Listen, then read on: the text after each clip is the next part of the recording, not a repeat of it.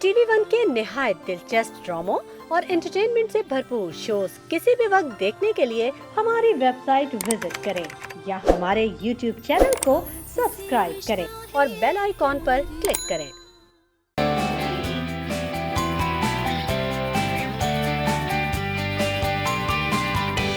बिस्मिल्लाहिर्रहमानिर्रहीम। अस्सलाम वालेकुम पाकिस्तान, गुड मॉर्निंग और एक बार फिर एक नई सुबह के साथ खुशामदीद।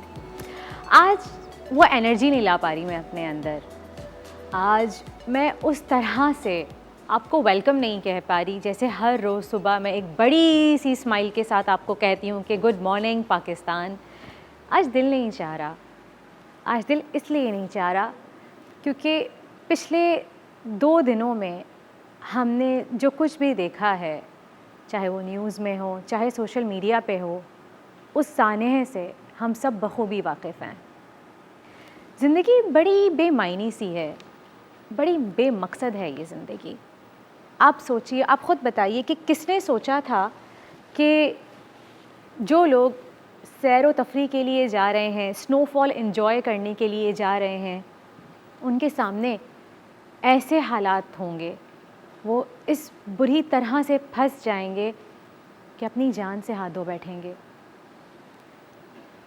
वो पिछले 2 दिनों में जो तस्वीर देखी हैं या वो वीडियोस देखी हैं उन फैमिली की जो अपने बच्चों को अपने गोद में लेके बैठे हैं कि ठंड की वजह से, भूख प्यास से, एक माँ की गोद में एक छोटा सा बच्चा बैठा हुआ है, एक बाप की गोद में बेटी बैठी है, पिंक टोपा पहना है, बच्चे ने हरा टोपा पहना है। मैं वो मंज़र नहीं भूल पा रही। पिछले 2 दिनों से इतना अजीब महसूस हो रहा है। वो तस्वीर ना यहाँ ऐसा लग रहा है चिपक गई है, उसके आगे कुछ सोच ही नहीं पा रहे। आप स्क्रीन पे देख सकते हैं किस बुरी तरह से गाड़ियाँ बर्फ़ में फंसी हुई हैं, लोग धक्का लगा रहे हैं, ठंड से लोग ठिठुर रहे हैं। ऐसा क्यों हुआ? इसकी वजह क्या है? ये हम सब नहीं जानते ना हम इस बारे में कुछ कह सकते हैं, लेकिन अफ़सोस का मुकाम ये है, बेइंतहा अफ़सोस का मुकाम ये है कि जहाँ हम बात करते हैं इंसानियत की, हम बड़े बड़े दावे करते हैं कि हमारा मुल्क सलामत रहे, वहाँ जब हम देखते हैं कि इंसानियत को इंसानों की ज़रूरत है, वहाँ एक उबला हुआ अंडा आप 250 का कर देते हैं, चाय का एक कप आप 500 का कर देते हैं। मुनाफाखोरी ख़त्म नहीं हो रही है, गाड़ी को धक्का लगाने के लिए भी जनाब पैसे मांगे जा रहे हैं कि हम पैसे देंगे तो हम गाड़ी को धक्का लगाएंगे, और ये सब बातें करने के बाद हम कहते हैं हमारा मुल्क सलामत रहे। मेरी समझ में नहीं आता कि इंसानियत कहाँ मर गई है। क्या इंसानियत भी उस बर्फीले तूफ़ान में ठिठुर के दफन हो गई है? इन सब बातों के बारे में हम क्या बात करें, कैसे कहें, किस मुंह से हम ये बात कहें? एक माफिया है मुनाफाखोरी का। इस बारे में बात करने के लिए मेरे साथ मौजूद हैं योगी वजाहत साहब। मैं उनको ही बुलाना चाहूँगी, उनसे ही बात करना चाहूँगी कि किस तरह, क्या ये घुटन थी? ये घुटन तो खैर नहीं थी, लेकिन ये कार्बन मोनोऑक्साइड की वजह से जो जाने गई। अस्सलाम वालेकुम योगी साहब, कैसे हैं आप? अल्लाह का बड़ा एहसान। प्लीज़ तशरीफ़ रखिए। वजाहत साहब, ये सानिया जो हुआ है इस बारे में हम क्या बात करें? कितने अफसोस का मुकाम है बेटा। अब हम सर्वाइव ही नहीं कर पाए, या तो हम इन चीज़ों के लिए तैयार नहीं थे, या जो लोग मदद कर सकते थे वो भी मदद के लिए नहीं आए। होटल्स के रेट बढ़ा दिए गए। तुमने इंट्रो में एक बड़ी अहम बात की है, मेरे ख्याल से वही से, शायद बर्फ़ में लोग नहीं धंसे, इंसानियत धंस गई। क्योंकि बड़ी बदकिस्मती है। मैं तो खैर उस तरफ नहीं जाऊंगा कि जो जिस मौजूद पे बात हो रही है, मैं तो फैक्ट एंड फिगर पे बात करना ज़्यादा चाहूँगा।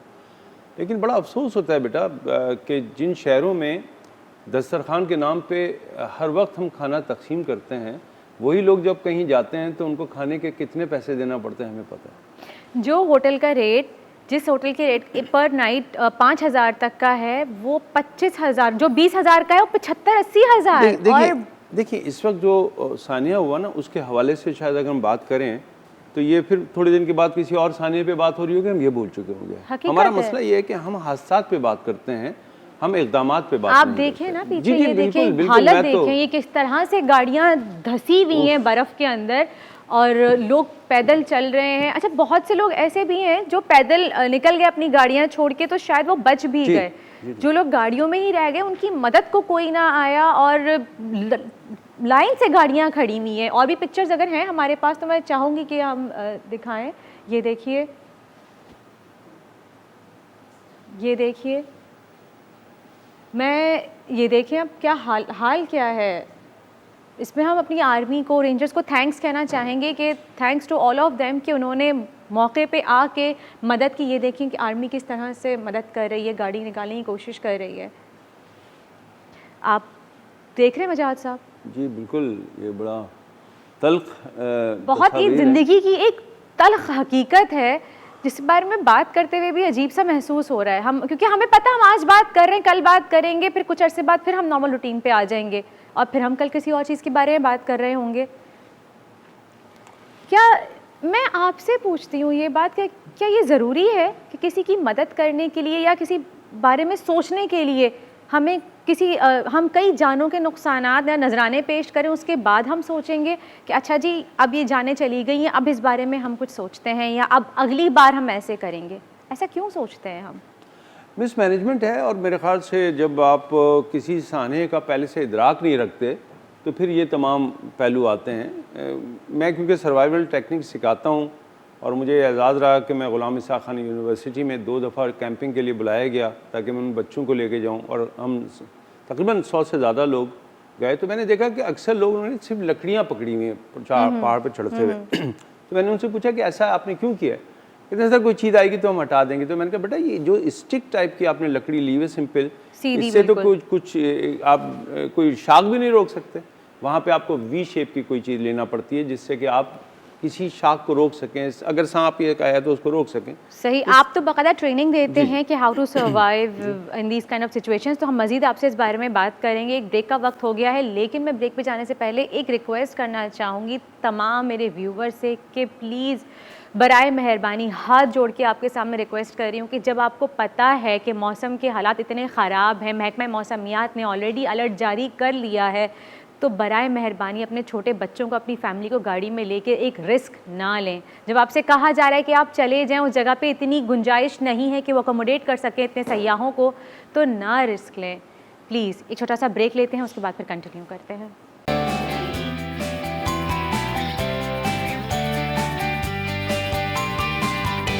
जनाब welcome back after the break. हम बात कर रहे थे योगी वजाहत साहब से कि किस तरह से अगर हम किसी सिचुएशन में फंस जाएं, चाहे पहाड़ी इलाके में या फिर बर्फीली जगह पे, तो किस तरह सर्वाइव किया जाए। आप ट्रेनिंग भी देते रहते हैं इन चीज़ों की, और योग में भी इसके बारे में बाकायदा पूरी एक वो है, एक इल्म है इसका। ब्रीदिंग के हवाले से तो पूरा इल्म है।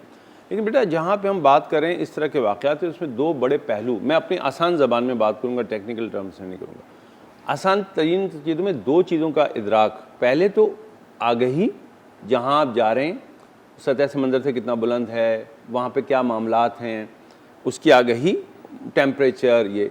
फिर इंतज़ामात 5 होते हैं। सबसे पहले जहाँ आप जा रहे हैं उसके हिसाब से लिबास, उसके हिसाब से ग़िज़ा, सही, ठीक है जी, उसके हिसाब से अद्वियात, और उसके हिसाब से आपके पास आलात। सही, ये पहलू होते हैं जो हमें पता होना चाहिए। आगही के छोड़ के 4 वाले बड़े पहलू। जब हम इस तरह की चीज़ों पे जाते हैं, और हम तो ट्रैवलिंग करते रहते हैं, तो मैं तो हर महीने आप तो हर साल पहाड़ों पे भी जाते हैं? जी बिल्कुल, मैं बिल्कुल जाता हूँ। अपने दोस्तों को हम ग्रुप लेके जाते हैं, तो वहाँ हम टेक्निक सिखाते हैं कि कैसे अगर ऐसा हो तो क्या करेंगे। तो पहली बात तो ये आप याद रखिएगा, जब भी कहीं कोई ईंधन जलेगा तो वहाँ कार्बन मोनोऑक्साइड पैदा होती है। गाड़ियाँ उसकी एक बहुत बड़ी वजह है, हीटर है, फ्यूल है। बेटा 2 चीज़ें हैं ना, एक तो है ऑक्सीजन का लेना और है कार्बन टॉक्सिस का निकालना। अगर मैं आपसे कहूँ कि ये तो एक वाक़या हुआ है, लेकिन हम तो ऐसे वाक़यात के ऊपर बैठे हैं। आज अभी कुछ दिन पहले की बात है, मैं फेसबुक देख रहा था, तो मेरे एक दोस्त हैं, वो रिप्रेजेंट करते हैं स्विट्ज़रलैंड गैस को, तो उन्होंने कहा कि जी ये एटम बम हैं जो आप लोग लगा रहे हैं, गैस पंप, उसके बिल्कुल नीचे ऐड लगा हुआ था उसी पंप का। इससे ज़्यादा तो मैं और यानी सदमे से नहीं जा सकता कि ऊपर मना किया जा रहा है कि ये एटम बम है, गैर कानूनी है, रीगल में बिक रहे हैं, कोई पूछने वाला नहीं। हर इलेक्ट्रॉनिक की दुकान पे गैस का प्रेशर पंप मिल रहा है, उसको रिपेयर हो रही है। अब तो बाकायदा लिखा हुआ है कि गैस प्रेशर पंप रिपेयर करवाएं। और लगाने वाले को कहा जा रहा है कि ये बम है जी, ये ना लगाएं। तो भाई बिकने वालों को भी तो पहले देखें ना, तो हमारी इंतजामिया को भी देखना होगा। इतना बिक रहा है, आप समझें कि हर दूसरे घर में शायद लोगों ने लगा लिया है। इसी तरह जो गैस के सिलेंडर हैं उसको कहा जाता है चलता फिरता बम, और ये हादसात हुए हैं। सही बात है। तो पहले तो हमें ये देखना होगा कि हमारी आगाही कितनी है। ये दोनों पहलू होंगे ना, इंतजामिया पहलू भी होगी और इज्तिमाई और ज़ाती हमारा मामला भी होगा। मैं ज़ाती उस पर ज़्यादा जाऊँगा, क़तई नज़र इसके कि उस वाक़े से हट के बात की जाए।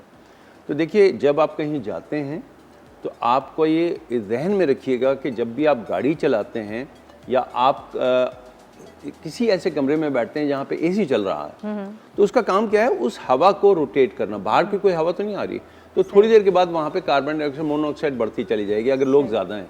यही वजह कि दम घुटने लगता है। 1 मिनट 24 सेकंड के अंदर अगर आपकी गाड़ी में आपने हीटर चलाया हुआ है और गाड़ी पे बर्फ पड़ जाती है, फ्रंट की जो जाली होती है वो, और साइलेंसर पे बर्फ पड़ जाए, तो 1 मिनट 24 सेकंड के अंदर कार्बन मोनोऑक्साइड पैदा होना शुरू हो जाती है। देखिए, उसका लेवल बहुत हाई हो जाता है। वो पैदा तो उसी वक्त हो रही होती है जब आप एक्सेल कर रहे हैं। हाँ, क्या आप फिर आपको जुनून की तारी हो जाती है। उसकी मिसाल देखें, अब ये पहलू ऐसा है कि इस पे और भी पहलू देख लीजिए।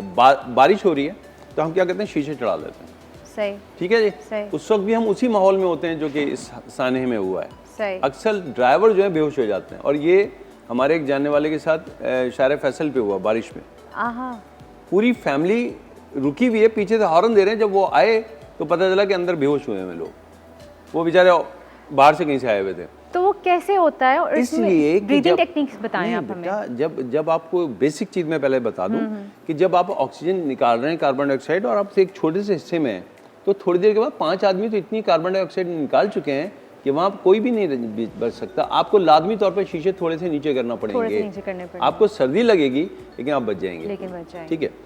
अब इसकी टेक्निक क्या है? इसकी पोस्टल मेडिसिन टेक्निक है, इसकी ब्रीदिंग टेक्निक्स हैं, और होम्योपैथी में ऐसी अद्वियात हैं जो ऑक्सीजन का लेवल बहुत हाई कर देती हैं। अच्छा। खासी उसमें अद्वियात हैं, लेकिन जो सबसे अहम जो दवा होगी वो होगी आपके फेफड़ों की सकत, जिससे आप ज़्यादा ऑक्सीजन ले सकें। तो किसी ऐसे इलाके में जाते हुए पहले ये देख लें कि आप फिजिकली भी सेट हैं, सबसे पहले। दूसरी बात ये कि आप अगर किसी ऐसे कमरे में मौजूद हैं या कोई हमारा सीनियर मौजूद है जहाँ पे कि वो हमें कांटेक्ट नहीं कर पा रहा, अलग लेटा है, हमने उसको कमरा बंद करके एसी चला दिया, अब थोड़ी देर के बाद क्या होगा, उसी हवा कमरे के अंदर कार्बन डाइऑक्साइड बढ़ेगी। सही, और सफोकेशन आपको फील होना शुरू। हम एक काम करें कि अपनी आगाही बढ़ाएं कि कोई ऐसा पौधा वहाँ रख दें जो ऑक्सीजन प्रोड्यूस करता है। ऐसे बहुत से 8, 10, 15 पौधे हैं जिसमें नीम का दरख्त बाहर लगेगा, पपीते का पीतल जो है वो बाहर लगेगा,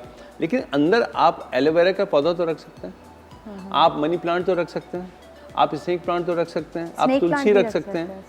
ये सारे पौधे सिर्फ और सिर्फ कार्बन डाइऑक्साइड लेते हैं और ऑक्सीजन निकालते हैं। तो बुजुर्गों के कमरे में भी एक एलोवेरा का पौधा, या एक एलोवेरा पौधा का मतलब है 1 सिलेंडर।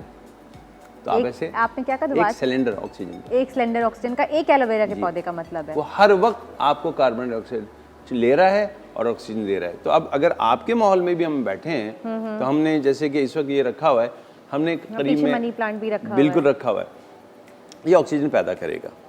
अब गाड़ी में तो ये नहीं हो सकता। सही।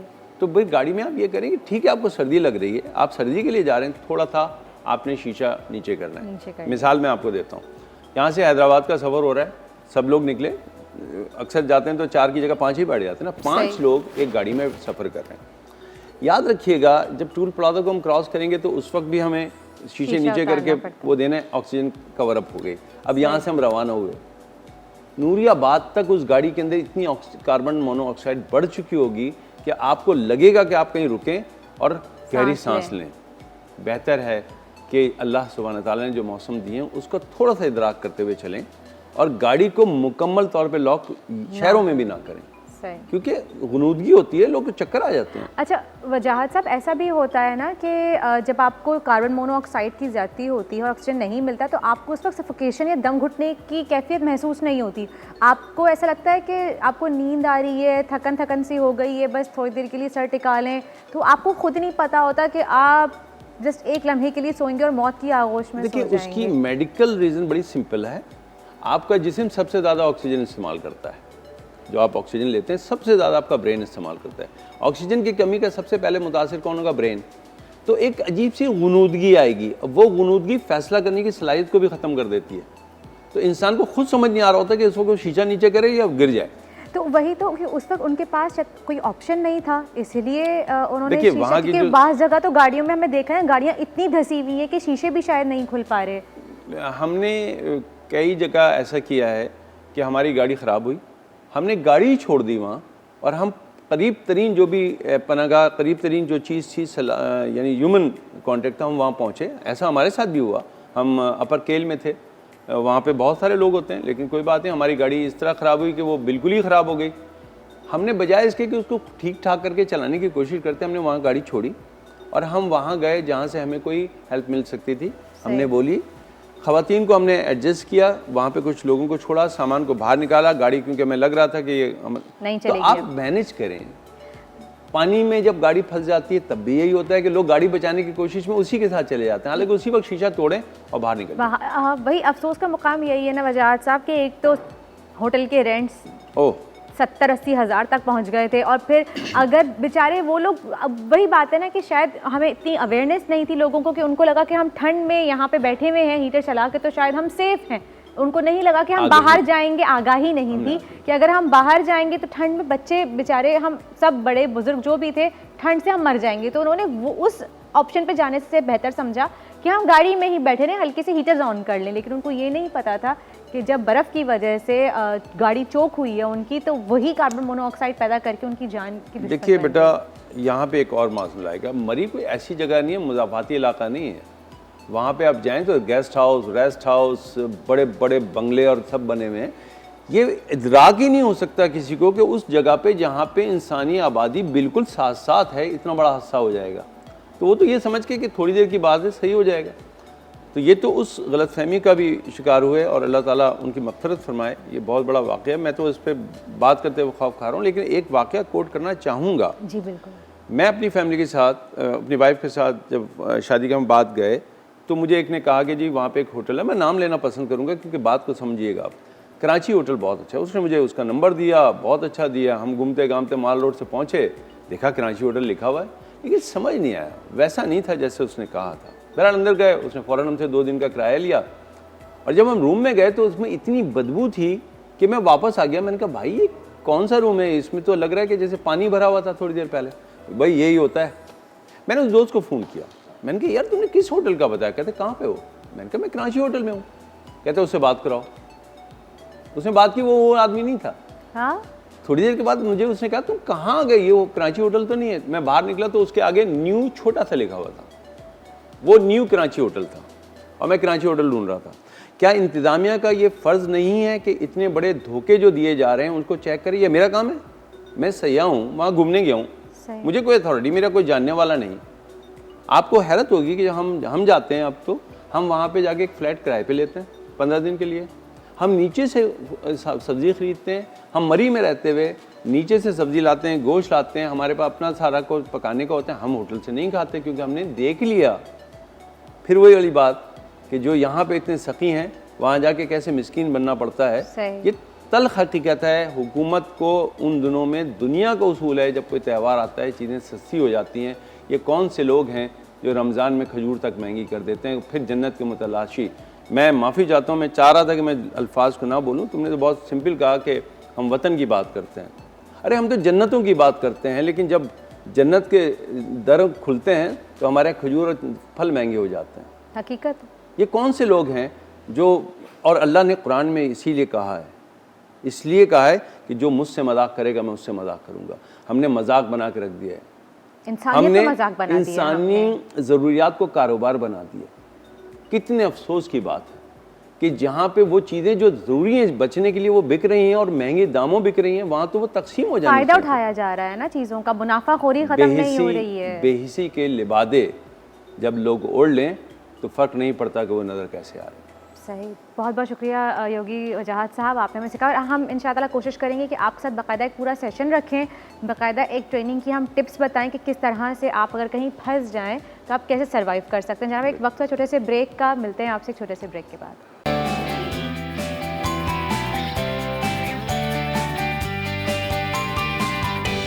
Welcome back after the break. आप देख रहे हैं मुस्कुराती मॉर्निंग, और ये सेगमेंट बहुत ही मज़े का होने वाला है क्योंकि आज हम आपको करना सिखाएंगे live hair cut, hair dyeing और स्ट्रीक्स।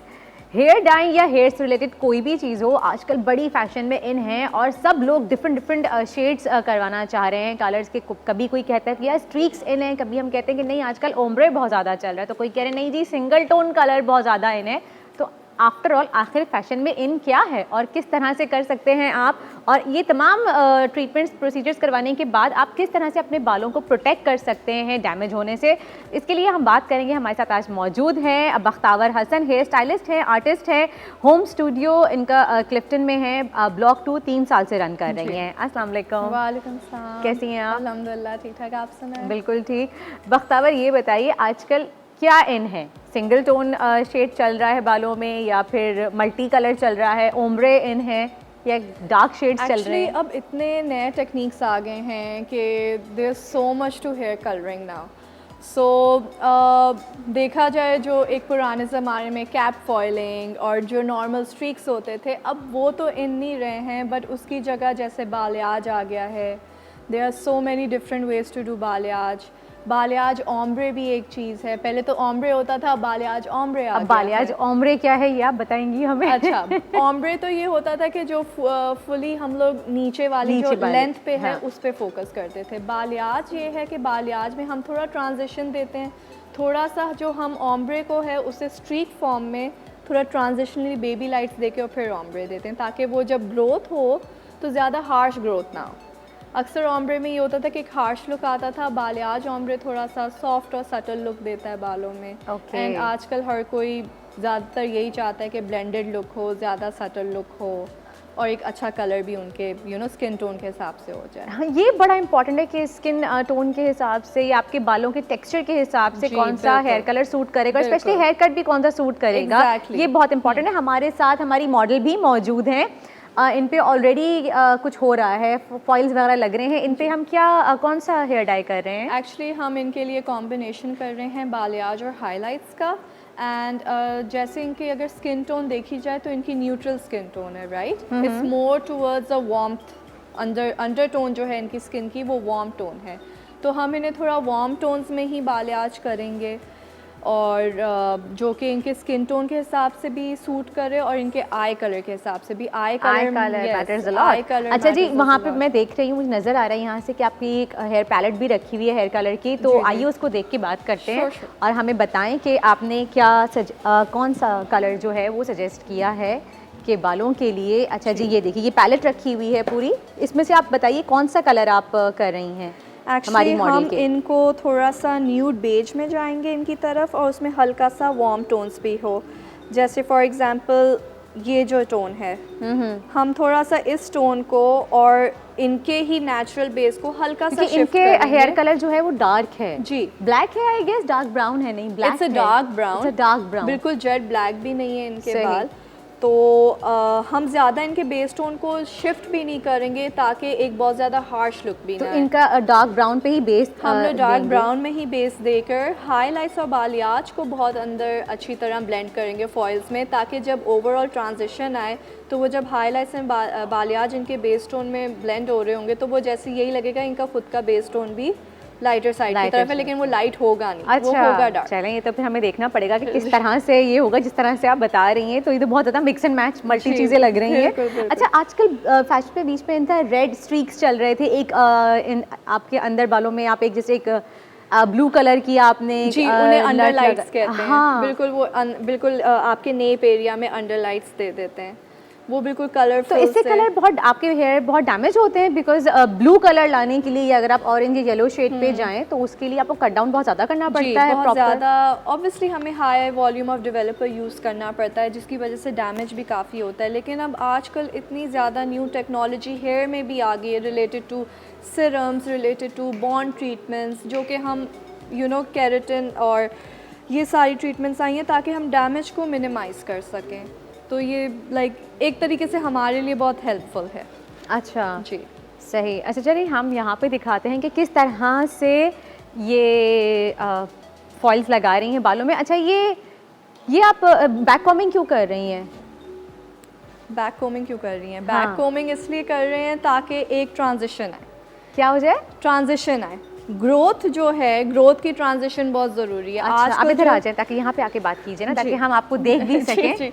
ग्रोथ जो है ट्रांजिशनली जो कलर, अक्सर लोग कंप्लेन ये करते हैं कि जो हम लोग का ग्रोथ होती है वो बहुत हार्श लाइन पे ग्रोथ होती हो जाती है। तो बैक कोमिंग हम इसलिए देते हैं ताकि हार्श लाइन पे ग्रोथ ना हो, इस वजह से।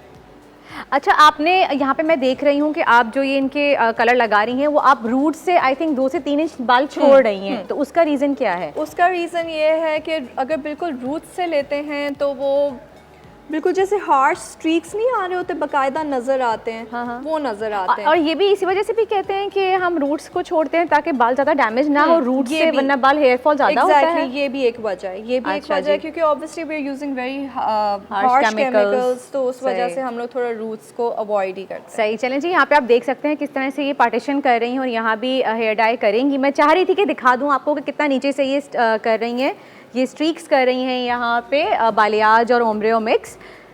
लेकिन जनाब एक ब्रेक का वक्त हो गया है, हम एक ब्रेक पे जाते हैं, ब्रेक से वापस आएंगे तो फिर आपको दिखाएंगे कि किस तरह से इनका एक लुक आता है।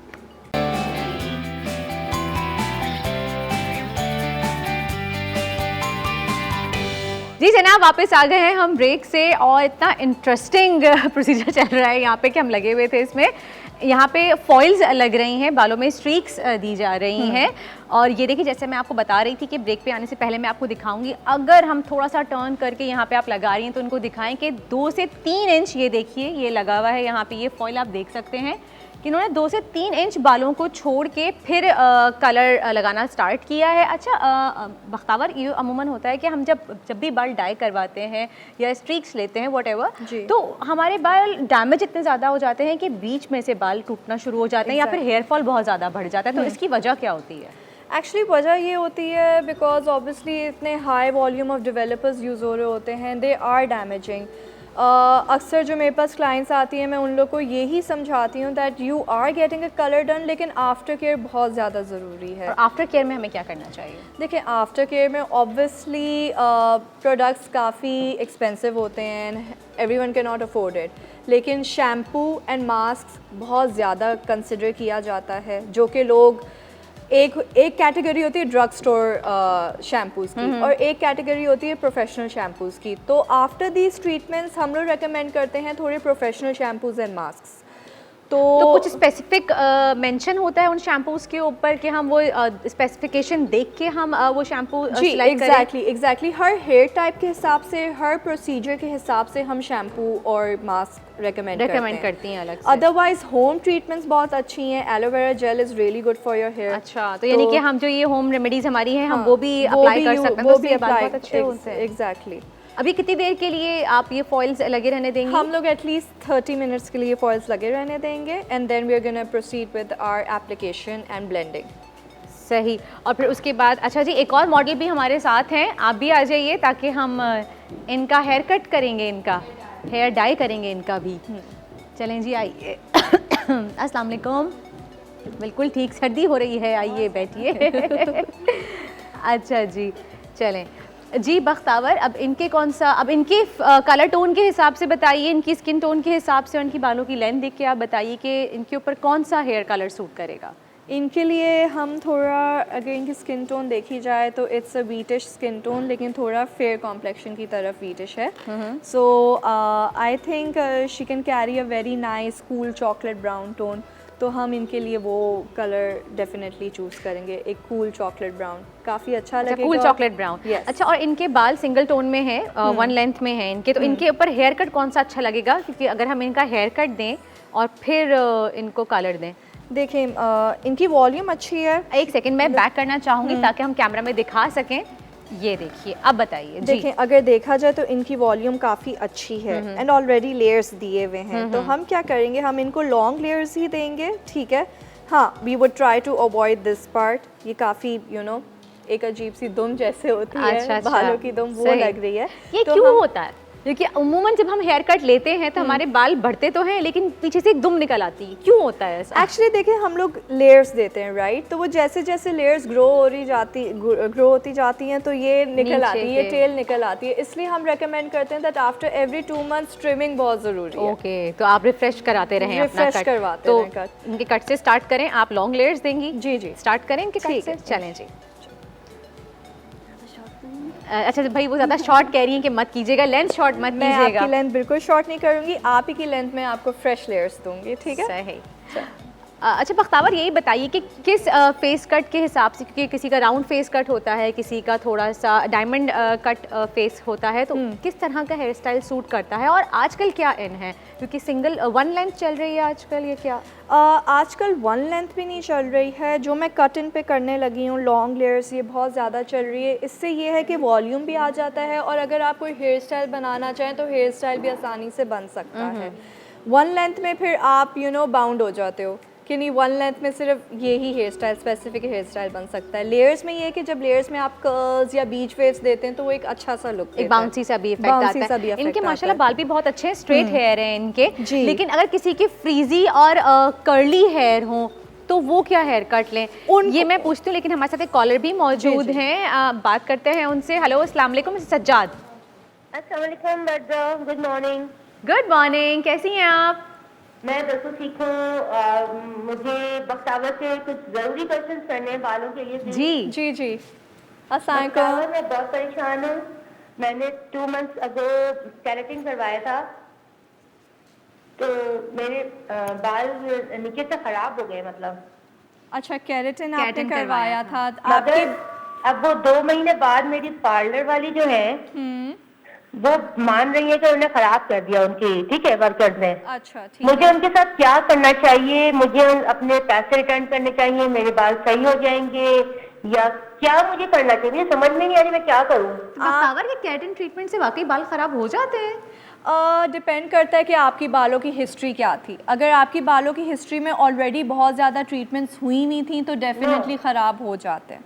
मैंने वहीं से रिबॉन्डिंग करवाई थी 1 साल पहले। अच्छा सही है, वो उन्होंने बहुत अच्छी की थी। एक्चुअली गलती उनसे यही हुई है कि उन्होंने रिबॉन्डिंग वाले बालों में केराटिन कर दिया। तो नहीं करते? नहीं करते, या तो वो पहले स्ट्रैंड टेस्ट ले लेती हैं आपका एक बालों में, तो उनको आइडिया हो जाता कि स्ट्रैंड टेस्ट अक्सर समझ गए, टेस्ट हम लोग करते हैं कि आपके बालों को सूट करता है एग्जैक्टली बालों के साथ रिएक्शन क्या होगा उस ट्रीटमेंट तो का। अब मिसेस सज्जाद क्या करें? अब तो ये बेचारी फंस गई हैं, बड़ी मिसेस परेशान सज्जाद हैं। देखें, आई वुड रिकमेंड आप वापस उनके पास जाएं, उनसे एटलीस्ट ट्रीटमेंट्स उनसे ले लें। अगर वो पैसे रिटर्न नहीं करती हैं, मैं सजेस्ट करूँगी, क्योंकि मैं भी इस प्रोफेशन में हूँ, तो मैं सजेस्ट करूँगी कि वो आपको इन ट्रीटमेंट्स में रिफंड कर दें। और कौन से ट्रीटमेंट करवाने चाहिए? Bond treatment is very important. अगर बाल बहुत ज़्यादा डैमेज हुए हैं तो आप बॉन्ड ट्रीटमेंट ज़रूर लें, या तो फिर आप जिसमें बहुत ज़्यादा मॉइस्चर हो वो ट्रीटमेंट्स लें। घर में आप एलोवेरा जेल यूज़ करें, जैसे मैं आपसे पहले डिस्कस करी थी। एलोवेरा जेल ट्रीटमेंट काम करेगा इसमें? Protein treatment is specifically to give protein to your hair. उनके बाल डैमेज्ड हैं तो बॉन्ड, यानी कि बॉन्ड उनका ख़राब हुआ है ना बालों का, तो हम बॉन्ड ट्रीटमेंट। जी जी। मैंने 2 महीने असल में देखें 2 महीने मैंने बहुत फेस किया चीज को, तो मेरी ये बात भी है कि मैंने 2 महीने अपने फंक्शंस, अपनी पार्टीज में बहुत फील किया इस चीज को, ठीक है। अभी तो वो मुझे ट्रीटमेंट दोबारा दे भी दे दो, मगर मेरी वजह 2 महीने कहाँ गए मेरे, मतलब मैंने उनको पैसे दे के करवाया था एक काम, तो मुझे उसके सिलसिले में उनसे बात नहीं करनी चाहिए क्या? नहीं, आप डेफिनेटली बात करें, ज़रूर बात करें, क्योंकि ऑब्वियसली आपने एक चीज़ के लिए पे किया है। मैं इसलिए कह रही हूँ आप जाके एक दफ़ा उनसे डिस्कस भी कीजिए। और मिसेस सज्जाद आप बॉन्ड ट्रीटमेंट लीजिए, इंशाल्लाह आपके बाल उससे सही हो जाएंगे। बॉन्ड ट्रीटमेंट याद रखिएगा कि आप उन्हीं से जाके लीजिए। जी बिल्कुल सही। जी जनाब, एक ब्रेक का वक्त भी हो गया है और फिर ब्रेक से वापस आएंगे, फिर हम हेयर कट करेंगे। हम हेयर कट स्टार्ट कर रहे हैं। मैं हेयर कट स्टार्ट कर लेते हैं, ब्रेक से वापस आएंगे तो फिर आपको दिखाते हैं।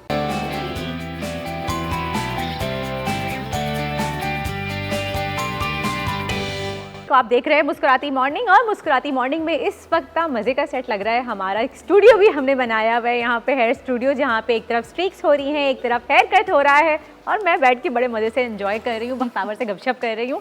बख्तावर, मुझे ये बताइए, जैसे हम ब्रेक पे बात कर रहे थे कि अक्सर ऐसे क्लाइंट्स आते हैं कि उनके पास एक पिक्चर होती है जी, और वो अपना ना स्किन टोन देखते हैं, ना अपना बालों का टेक्सचर देखते हैं, ना उसका कलर देखते हैं और कहते हैं हमें ऐसा ही कलर चाहिए, जबकि बाज़ दफ़ा होता है बिल्कुल। कलर की वजह से नहीं आ पाता।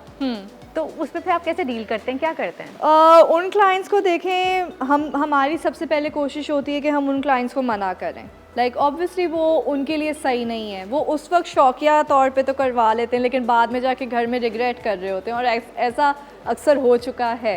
तो अब हमने जो एक पॉलिसी बना ली अपने स्टूडियो की, हम एक कंसेंट साइन करवाते हैं उन क्लाइंट से, जिनको आप मना करती हैं? जिनको मैं मना करती हूँ कि देखें ये सिचुएशन हो सकती है, जैसे USA में अक्सर कंसेंट साइन होता है, तो लाइक ये सिचुएशन हो सकती है, तो आप उस सिचुएशन के हिसाब से फिर ये डाई करवाएं। सही। अक्सर क्लाइंट्स समझ तो जाते हैं, काफ़ी क्लाइंट्स नहीं समझते।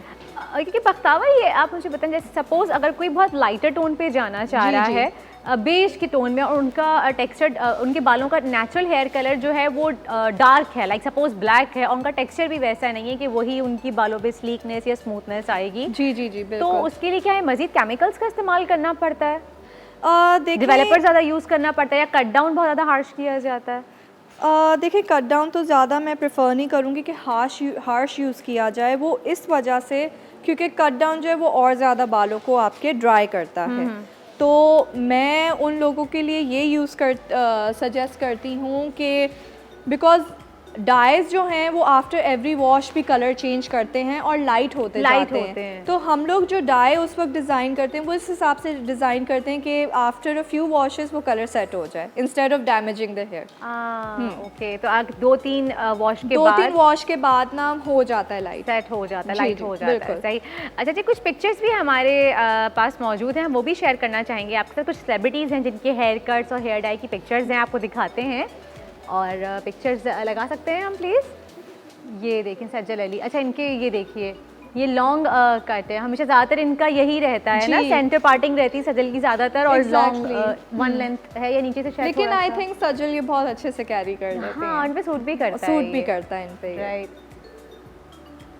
ओह वाओ, सना। अब जैसे आप देख सकती हैं, इनका ओवल फेस है जी। तो इन्होंने लॉन्ग लेयर्स लिए हैं फ्रंट से, और वो लेयर्स जो हैं वो पीछे वाले बालों के साथ ब्लेंड होती जा रही हैं। और इनका हेयर डाई कौन सा है कि नीचे से लाइटर टोन आ रही जी, है, ऊपर से इनका डार्क हेयर डाई है? जो है वो थोड़ा कैरमल ब्राउनिश की तरफ है।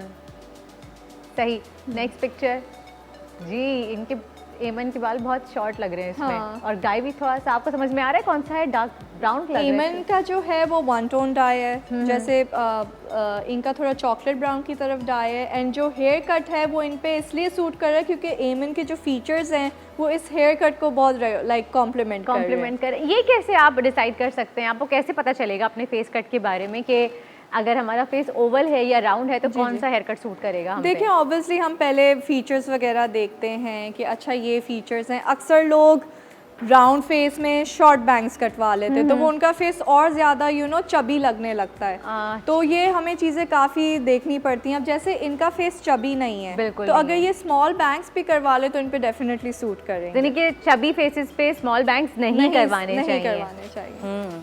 ओके, अच्छा, ये एक और पिक्चर है सजल की जी।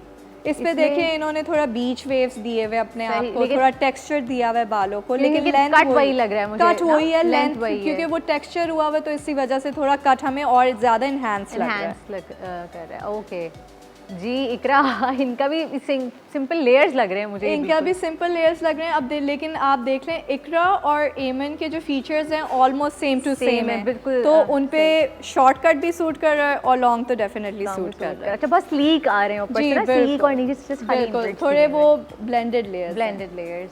सही। नीलम मुनीर के, अच्छा, इनकी भी लेंथ माशाल्लाह लॉन्ग लेंथ है इनकी, और एक ही टाइप की एक ही कट रहा है। And I think Neelam complement करती हैं इस हेयर कट को। अच्छा, इनका हेयर डाई भी डार्क ही होता है, लाइक हेयर कलर इनका कभी मैंने लाइट नहीं देखा इनको लाइटर टोन में। जी, हमारी खूबसूरत I think Aisha can carry anything. Like she has such features. अब इधर इन्होंने इतने short bangs रखे हुए हैं and I think बहुत अच्छे से ये you know. ये आई थिंक पुरानी पिक्चर है, काफी पुरानी पिक्चर है इनकी ये, क्योंकि ये शॉर्ट बैंग्स जो है ये वाला हेयर कट, ये फेदर भी मेरे ख्याल से मिक्स है इसमें, राइट? फेदर्ड कट इसमें लेयर और feather colour hair cut mix है, तो मुझे लग रही है बहुत पुरानी पिक्चर, लेकिन इन पे सब सूट करता है और ये कैरी भी अच्छे से करती है। आयजा, ओए अच्छा, आयजा की भी एक पिक्चर थी मैं देख रही थी जी। अब जैसे यहाँ पे सजल ने थोड़ी सी लेंथ अपनी शॉर्ट की है, लेकिन वन लेंथ है there are no layers over here. अच्छा, और मुझे डाई भी थोड़ा सा लग रहा है कि ऊपर थोड़ा से सा अलग enhance हुआ है, थोड़ा सा enhance हुआ है इधर डाई। चलें जी, कहाँ तक पहुँचा हमारी मॉडल कट? इनकी लॉन्ग लेयर्स हो रहे हैं, इनकी लॉन्ग लेयर्स हो रही हैं। अच्छा, इनकी लॉन्ग लेयर्स आप इनकी फीचर्स की वजह से दे रही हैं, क्योंकि इनका मैं इनके फेस फीचर्स की पतला है। वजह से भी दे रही हूँ एंड ऑब्वियसली लेंथ पे हम लोग कॉम्प्रोमाइज़ ज़्यादा नहीं करना चाह रहे हैं, तो long layers is the best solution कि लेंथ भी ना ज़्यादा चॉप हो और लेयर्स के लेयर्स भी मिल जाएं। सही। अच्छा, जिनका स्क्वायर फेस होता है उनको आप क्या सजेस्ट करेंगी? क्योंकि स्क्वायर फेस पे कोई भी हेयर कट कैरी करना आई थिंक बहुत मुश्किल है। लाइक फ्रंट भी आप सोचते हैं कि क्या साइड बैंग्स बनाएं या क्या करें, सेंटर पार्टिंग करें या नहीं करें? देखिए, स्क्वायर शेप में तो मैं डेफिनेटली बोलूँगी कि वन लेंथ ज़्यादा सूट करता है। जैसे अभी सज्जल का हमने जो लास्ट पिक्चर देखी थी, स्क्वायर शेप वाले वो बहुत अच्छी तरह कैरी कर सकते हैं। वन लेंथ भले वो यू नो एटलीस्ट आपके शोल्डर ब्लेड से थोड़ा नीचे की तरफ, वो लेंथ उन पे काफ़ी सूट करेगी। लॉन्ग में भी वन लेंथ ही रखें ज़्यादा से ज़्यादा। I wouldn't recommend them to have shorter bangs from the front. अच्छा, उनको लॉन्ग बैंग्स ही रखने चाहिए ताकि वो फेस को थोड़ा सा फेस आपके को थोड़ा सा कवर करे। सही, डन। अच्छा, बाज़ लोगों को देखा है मैंने कि अच्छा ब्लॉन्ड हेयर करवा लेते हैं, उनको आई डोंट नो शौक होता है या वो लाइटर टोन ज़्यादा पसंद करते हैं, लेकिन उसमें बाल मैंने देखा है बहुत ज़्यादा डैमेज हो रहे होते हैं, स्पेशली हेयर एंड्स जो होते हैं वो तो ऐसा लगता है कांटों की तरह खड़े हुए, सीरियसली ऐसा लगता है कांटों की तरह खड़े हुए, और वो एक्चुअली हो जाता है। ब्लॉन्ड कलर ऐसा है कि देखें, ब्लॉन्ड कलर के लिए आप एक डार्क पिगमेंट उठा के बिल्कुल उसे पेल येलो पे लाके और हमें कलर करना पड़ता है, राइट? तो एक आप नेचुरल चीज़ को उठा के बिल्कुल ब्लॉन्ड की तरफ लेकर जा रहे हैं, तो वो डेफिनेटली बाल ड्राई आउट होंगे। हम लोग कंटिन्यूअसली रिपीट करवाते रहते हैं क्योंकि फ्रेश करवाना है आपने, आपकी रूट्स पे डार्क हो रहे हैं, और ब्लॉन्ड की जो मेंटेनेंस है वो काफ़ी ज़्यादा होती है। तो ब्लॉन्ड जो लोग करवाते हैं, हम उन्हें डेफिनेटली यू नो काउंसलिंग ज़रूर करते हैं कि आप अपनी मेंटेनेंस का ज़रूर ख्याल रखिएगा। और मेंटेनेंस में वही है कि प्रॉपर शैम्पू यूज़ करना है, अच्छे मास्क यूज़ करना है, कंटिन्यू ट्रीटमेंट करवाते रहना, यही मेंटेनेंस होती है उनकी। जी जी, चलें जी, सही। अच्छा जी, आप ये देख सकते हैं कि तमाम फॉइलिंग भी सारी जो है हमारी मॉडल की हो गई है पूरी, और हम सिर्फ वेट कर रहे हैं कि इनका टाइम पूरा हो और फिर हम इनको हेयर वॉश करवाएं और फिर रिजल्ट देखें इसका। लेकिन जनाब, एक ब्रेक का वक्त भी हो गया है, लेते हैं छोटा सा ब्रेक से वापस आएंगे, फिर आपको दिखाते हैं इनका हेयर वॉश के कैसा कलर आया।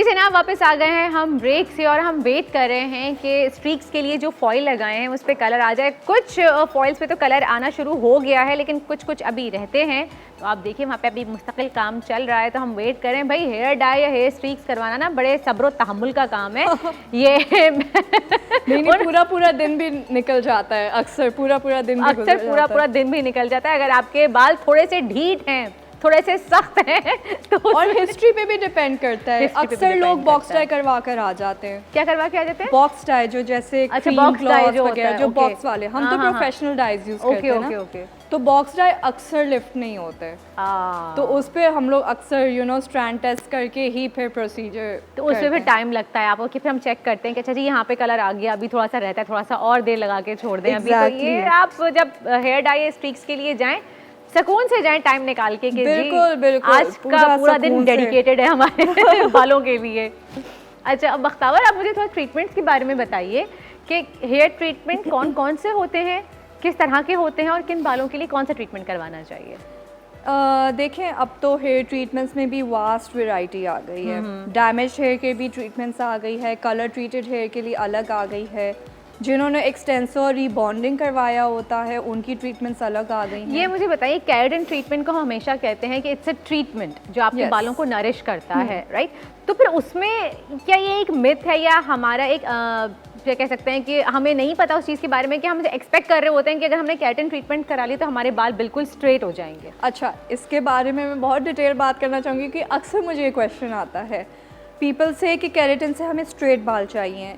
स्ट्रेट होते हैं बाल, लेकिन सिर्फ उन लोगों के जिनका टेक्सचर थोड़ा सा ऑलरेडी स्ट्रेट होता है या हल्का सा वेव होता है। सही। जिनके बहुत ज़्यादा कर्ली बाल या फ्रिजी बाल होते हैं उनके बाल स्ट्रेट नहीं, हाँ एक अच्छे से मैनेजेबल लुक ज़रूर देते हैं वो। सही। लाइक वो ऑब्वियसली कर्ल नहीं रहता, बिल्कुल फ्रिजी कर्ल नहीं रहता, लेकिन एक मैनेजेबल लुक जैसे हो जाता है एवरीडे लाइफ के लिए। तो काफ़ी लोग कंफ्यूज्ड होते हैं कि जी केराटिन से बाल स्ट्रेट हो जाते हैं, केराटिन से बाल स्ट्रेट नहीं होते। केराटिन वाकई में एक ट्रीटमेंट है, एक डीप प्रोटीन ट्रीटमेंट है जो कि हम अक्सर केराटिन ट्रीटमेंट में आयरन करते हैं। वो आयरन इसलिए करते हैं ताकि जो ट्रीटमेंट है वो आपके बालों के क्यूटिकल के अंदर जज्ब हो जाए। तो आयरन तो कहते हैं कि हमारे बाल डैमेज होते हैं। एक्चुअली जो हीट है ना, हीट केराटिन को एक्टिवेट करती है, और जब केराटिन एक्टिवेट होगा तभी आपका फ्रिज जाएगा। तो आयरन करना बहुत ज़रूरी है। लेकिन उस सिचुएशन में आयरन ज़्यादा डैमेजिंग नहीं होता क्योंकि ऑलरेडी हमने केराटिन की कोटिंग की हुई होती है बालों में। तो जब उस पर हम आयरन करेंगे तो ज़्यादा डैमेजिंग नहीं होती है। तो बस आप अच्छा, और फिर जब जो लोग जिद करते हैं कि नहीं जी हमारे बाल स्ट्रेट नहीं हुए, तो फिर अगर आप बाल स्ट्रेट करने के चक्कर में लगे रहे तो फिर डैमेज की तरफ जी डेफिनेटली डैमेज होते हैं। फिर हम उन्हें रेकमेंड करते हैं एक्सटेंसो या रिबॉन्डिंग की तरफ, जिन्हें बिल्कुल परमानेंट स्ट्रेट बाल चाहिए, डेड स्ट्रेट बाल जी। तो एक्सटेंसो और रिबॉन्डिंग या तो आप करवा लें अगर आपको बिल्कुल डेड स्ट्रेट बाल चाहिए। हाँ, जो लोग केराटिन के लिए आते हैं उनको हम ऑलरेडी बता देते हैं। एंड केराटिन का एक मसला ये भी है that keratin infused he shampoos और कंडीशनर यूज़ करने पड़ते हैं, सल्फेट फ्री, यानी कि अगर सल्फेट फ्री से हट के आपने यूज़ किया तो वो केराटिन वॉश आउट हो जाता है। ओह अच्छा जी, तो ये बहुत ध्यान रखेंगे अगर आपने केराटिन ट्रीटमेंट कराया तो सल्फेट फ्री शैम्पू आपने यूज़ करना है। अच्छा जी, एक और कॉलर मौजूद है हमारे साथ, हूर की कॉल है। हेलो, अस्सलाम वालेकुम। हेलो, वालेकुम जी, कैसी हैं हूर? मैं ठीक हूँ, आप कैसी हैं? बिल्कुल ठीक। क्या सवाल करना चाहेंगी बख्तावर से? जी मुझे बख्तावर और हसन से करनी थी। Bakhtawar, actually I have been trying to get your appointment. I had a question regarding hair color, so but I do want your appointment to ASAP.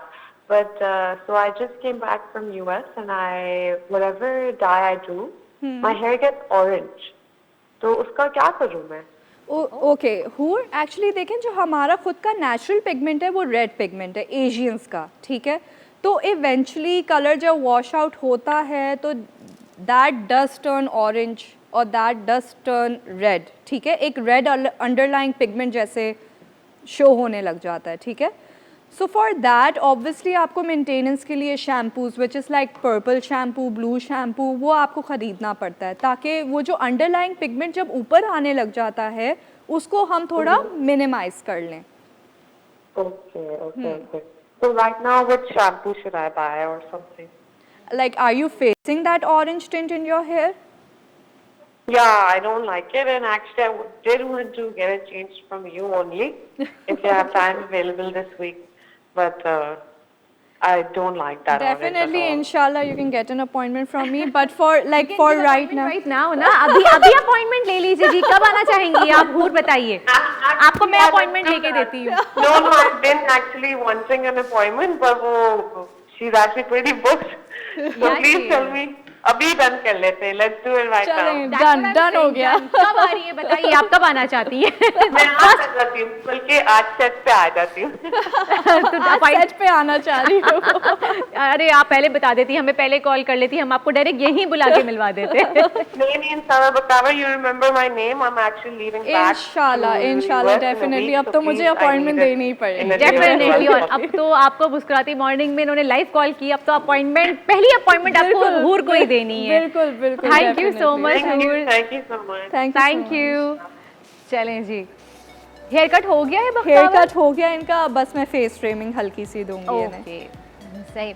अच्छा बख्तावर, हम साथ ट्रीटमेंट्स की भी बात कर रहे थे। आपने केराटिन ट्रीटमेंट के बारे में तो हमें बता दिया है अच्छे से कि ये एक डीप प्रोटीन ट्रीटमेंट है, इससे बाल स्ट्रेट नहीं होते। नहीं, ठीक। अच्छा, और आप बता रही थी बॉन्ड ट्रीटमेंट के बारे में, तो वो क्या होता है? देखिए, bond treatment I don't know, काफ़ी लोगों ने ओलाप्लेक्स का सुना होगा। ओलाप्लेक्स आजकल काफ़ी हाइप हुई हुई ओलाप्लेक्स की। ओलाप्लेक्स एक्चुअली डिज़ाइन किया गया है जो कि बॉन्ड जो हम लोग जब ब्लीच लगाते हैं तो क्यूटिकल आपका रिमूव होता जाता है, यानी कि अंडरलाइंग पिगमेंट जो है वो ऊपर आती जाती है, यानी कि बाल का जो बॉन्ड है वो एक तरीके से टूट रहा है। तो उस बॉन्ड को वापस रिस्टोर करने के लिए हम लोग बॉन्ड ट्रीटमेंट्स करते हैं। पहले सिर्फ ओलाप्लेक्स था, लेकिन अब काफ़ी कंपनीज ने अपने खुद के बॉन्ड ट्रीटमेंट्स बना दिए हैं। सही। सो बॉन्ड ट्रीटमेंट अब ये है कि आसानी हो गई है, उसी के होम ट्रीटमेंट्स भी हैं और उसी के इन सैलून ट्रीटमेंट्स भी हैं। तो आप घर में भी कर सकते हैं, खुद से घर में और भी सैलून कर से सकते हैं और करवा सकते सैलून हैं। में भी कर सकते हैं। सैलून में थोड़ा ऑब्वियसली हम लोग ज़्यादा डेप्थ में करते हैं, घर में ये है कि घर में लीव इन कंडीशनर हो जाता है, लीव इन सीरम हो जाता है, इस तरह से सही होता है। सही सही। चलें जी, अब साथ साथ हेयर कट भी करती थी क्योंकि मेरे इतने सारे सवालात हैं कि मैं सवालों की बारिश करती रहूँगी। सिर्फ मेरे नहीं, आप सबके ही बहुत सवालात होंगे क्योंकि हमारे बाल हमारे लिए इतने अहम होते हैं कि एटलीस्ट मेरे लिए तो बहुत ज़्यादा मेरे तो बाल ज़रा से भी ख़राब हो जाए मैं तो लिटरली रो पड़ती हूँ। एक्चुअली बाल ऐसी चीज़ है जो कि आपकी पूरी पर्सनालिटी इन्हांस करते हैं। ये सिर्फ कहावत की हद तक ही ठीक लगता है, घर की खेती ये बढ़ जाएगी, लेकिन जब बढ़ने पे आती है ना तो ये खेती बहुत मुश्किल से बढ़ती है। बिल्कुल बिल्कुल। अच्छा, स्प्लिटेड्स भी तो हमारे बहुत ज़्यादा हो जाते हैं आजकल। हम इतने हेयर डाइज भी कर रहे होते हैं, स्ट्रेटनर भी कर रहे होते हैं, ब्लो ड्राई भी कर रहे होते हैं, तो स्प्लिट एंड्स को कैसे रोका जाए बख्तावर? अच्छा, उनको रोकने के लिए जो स्प्लिट एंड्स होते हैं उनकी या तो आप जो ट्रिमिंग है वो एवरी मंथ लेते रहें, ठीक है। और अब स्प्लिट एंड्स कट करने का भी एक अलग तरीका आ गया है। स्प्लिट एंड्स कटिंग मशीन्स इतनी आ गई हैं कि वो स्प्लिट एंड्स आराम से कट हो जाते हैं। लेकिन अगर आप स्प्लिट एंड अवॉइड ही ज़्यादा करना चाह रहे हैं तो उसका एक हल ये है दैट आप ऑयलिंग करें। ऑयलिंग से ये कि ऑयलिंग से क्यूटिकल स्मूथ होता है, तो वो स्प्लिट एंड भी ऑटोमेटिकली जो है वो स्मूथ आउट होके। वैसे तो एक हल, मेन हल ये है कि आप ट्रिमिंग लेते रहें, जो कि अक्सर लोग नहीं लेते हैं। वो ये बोलते हैं हमारी लेंथ ना चॉप ऑफ हो जाए ट्रिमिंग के दौरान, लेकिन आप ट्रिमिंग बहुत ज़्यादा ज़रूरी है स्प्लिट एंड्स अवॉइड करने के लिए और एक हेल्दी बाल होने के लिए, रखने के लिए। लेकिन बख्तावर ऐसा होता है वाकई कि अगर आप ट्रिमिंग के लिए जाएं तो ट्रिमिंग के नाम के आपके इतने बाल जो है ना वो ठक करके काट देते हैं। Exactly. तो लोग इसलिए भी डरते हैं, काफ़ी लोग डरते हैं। देखें, अक्सर लोग ये है कि काफ़ी सैलून्स जो हैं यहाँ पे उनको इतनी एजुकेशन भी नहीं है और वो ज़्यादा ध्यान नहीं देते हैं और बेध्यानी में ज़्यादा ट्रिमिंग हो जाती है बालों की, यानी कि लेंथ भी चॉप ऑफ हो जाते हैं। लेकिन अक्सर जो ट्रिमिंग ज़्यादा होती हैं वो ऑब्वियसली बालों की सिचुएशन देख के करते हैं। हाँ, ये है आप अपनी क्लाइंट से पहले डिस्कस कर लें कि आपके इतने इंच बाल ज़रूर कटेंगे। हाँ, अब ये देखें ना, अगर आपने 6-8 महीने से आपने अपने बाल ट्रिम कराए ही नहीं है तो वो डैमेज हो के भी जो है वो ऊपर तक आ जाते हैं बाल। तो इस पॉइंट पे भी ज़्यादा फिर आपकी लेंथ छोटी होती, फिर आप कहते हैं आए है हमारी तो लेंथ छोटी हो गई। लेकिन ये भी तो देखें 6-8 महीने से बालों को कैंची दिखाई ही नहीं है आपने, जब भी तो पूरे बाल खराब हो गए हैं। जनाब, एक ब्रेक का वक्त हो गया है, फिर से मिलते हैं आपसे छोटे से ब्रेक के बाद।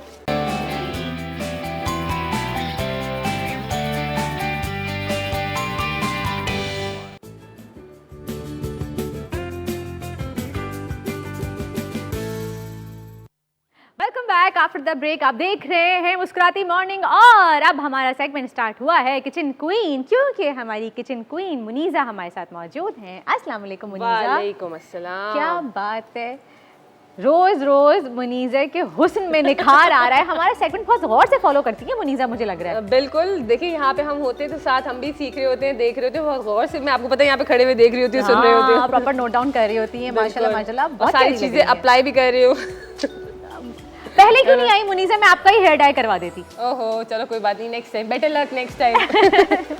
और मुनीज़ा आज जो बना रही हैं, अब इस वेदर के हिसाब से और आजकल बड़ा इन भी हुआ है ट्रेंड इसका, क्योंकि हमारे यहाँ खाने के भी ट्रेंड्स होते हैं। तो वो प्रॉन्स रे मुनीज़ा आज हम बना रहे हैं प्रॉन्स कढ़ाई बना रहे हैं और मैं तो प्रॉन्स नहीं छोड़ सकती। ओह, आई लव प्रॉन्स। चाहे मुझे आप कढ़ाई में दे दें, खिलाने वाले हैं, प्रॉन्स फ्राई करके दे दें, डन है, ठीक है। अच्छा, हमने क्या किया, ऑयल ले लिया तकरीबन हाफ कप के करीब, 500 ग्राम झींगे हैं, प्राउन्स है हमारे पास। अच्छा, ये बात मैंने लास्ट टाइम भी बताई थी, दोबारा बता देती हूँ। जब भी प्राउन्स लें, यहाँ से आपने इसको कट करके इसकी वेन को ज़रूर निकाल लेना है, क्योंकि ये जो है हमारे लिए ठीक नहीं थी, इसकी वजह से हम लोग को फूड पॉइजनिंग का सोर्स हो सकती है ये, ठीक है। तो हमेशा जब भी प्राउंस लें यहाँ से वेन कट करके, अगर आप कहीं बाहर भी खाने जा रहे हैं तो वहाँ पे भी पहले आप इसको बीच से ब्रेक करेंगे, आपको वो वेन नज़र आ जाएगी। अगर इस तरह हो तो वो प्राउंस बिल्कुल भी ना खाएं, ठीक है। दूसरा, लोगों को स्मेल आती है प्राउंस में से, तो आपने क्या करना है, जब प्राउंस आप लेके आए हैं आपने उसको विनेगर वाटर में डालना है, या विनेगर अवेलेबल नहीं है तो लेमन जूस ऐड कर दें विद उसके लेमन के छिलके के साथ, पील के साथ। इसको 10 से 15 मिनट आप उसमें छोड़ दें, उसके बाद दोबारा से वॉश कर लें, इसकी स्मेल ख़त्म हो जाएगी। आपके हाथों से स्मेल आ रही है, आपने लेमन जूस हाथों पे लगाया, वॉश कर लिए, हाथों से भी स्मेल चली जाएगी। ये तो बहुत अच्छी टिप है तो मुनीज़ा। ये अच्छा, टिप लेमन है। के छिलके के साथ आपने कहा कि उसको बिल्कुल। भिगो दें, सही, ठीक है। तो चलें जी मुनीज़ा, आप ये बनाइए प्रॉन्स कढ़ाई। दूसरी तरफ बख्तावर ब्लो ड्राई भी कर रही हैं, हेयर कट हो चुका है। बख्तावर, आपको पसंद है प्रॉन्स? मुझे प्रॉन्स ऑब्वियसली सर्दियों में किसको प्रॉन्स आप पसंद आते हैं? अच्छा, बहुत से लोग ऐसे होते हैं। अच्छा जी, बहुत ज़्यादा तेज़ हो गया है, कोई बात नहीं, ऑयल तेज़ गर्म हो गया हमारी बातों में। चलें, अच्छा, बहुत से लोग ऐसे होते हैं जिनको सी फूड नहीं पसंद होता। हाँ, नहीं पसंद। और कुछ लोग तो प्रॉन्स ही नहीं खाते हैं, वो कहते हैं हम मछली खा लेते हैं लेकिन प्रॉन्स नहीं खाते। तो ये है, चलें जी, प्रॉन्स नाराज़ हो गए, बहुत ज़्यादा तारीफ़ें कर दी हमने, हैं मगरूर हो गए हो तुम।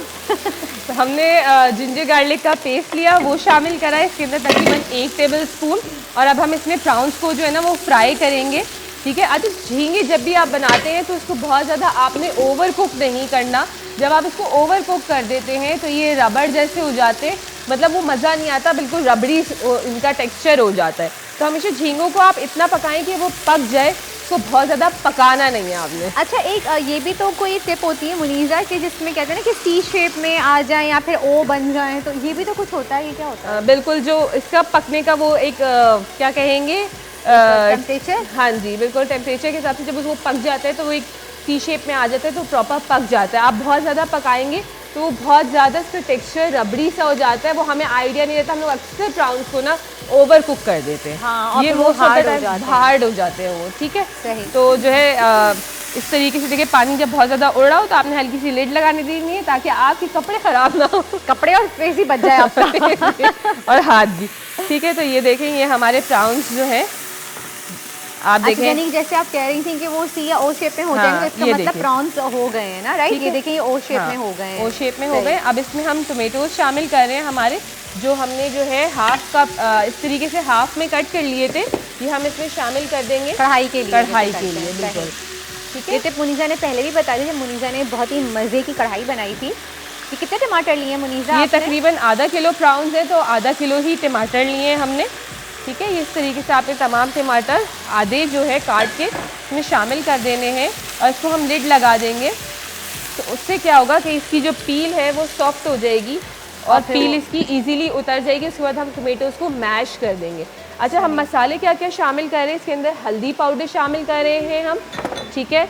कुटी हुई लाल मिर्च जा रही है इसके अंदर, गरम मसाला जा रहा है पिसा हुआ, लाल मिर्च जा रही है पिसी हुई, और साथ इसके अंदर काली मिर्च जा रही है, ठीक है। तमाम जो जितनी भी स्पाइसेस हैं वो जा रहे हैं इसके अंदर, और सॉल्ट जा रहे हैं, ठीक है। और इसके अंदर देगी लाल मिर्च जाएगी, जिससे जो आप बाज़ार में कढ़ाई खाते हैं ना, जो एक सुनहरा सा प्यारा सा रेड कलर होता है, वो उसको रेड कलर भी देगी, लेकिन वो उसको स्पाइस नहीं देगी। अच्छा, देगी लाल मिर्च की ये होता है कि वो कलर देती है, लेकिन जो है मिर्चा मतलब मिर्ची तेज़ नहीं होती उससे, ठीक है। तो ये हम वेट करेंगे टमाटर सॉफ्ट होने का, हो जाएंगे। सही। जब तक हम चलते हैं बख्तावर की तरफ, और हेयर कट हो चुका है और अभी इस तक ब्लो ड्राई चल रहा है बख्तावर, सही। अच्छा बख्तावर, हम ब्लो ड्राई खुद घर में नहीं कर सकते, क्यों? एक्चुअली देखें, ब्लो ड्राई टेक्निक है आपके पास, आप बताएंगी हमें।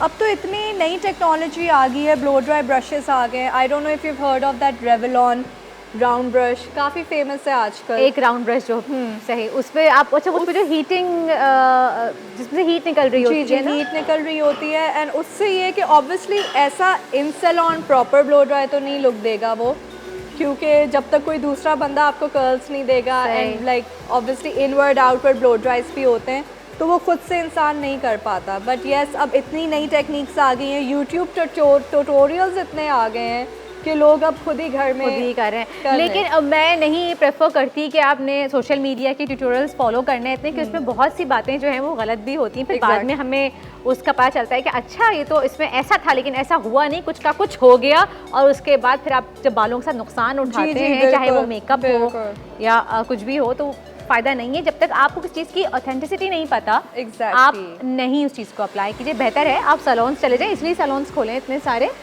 चलें जनाब, एक ब्रेक का वक्त हो गया है, लेते हैं छोटा सा ब्रेक, ब्रेक से वापस आएंगे, तब तक कढ़ाई भी देखेंगे कहाँ तक पहुँची और ब्लो ड्राई भी।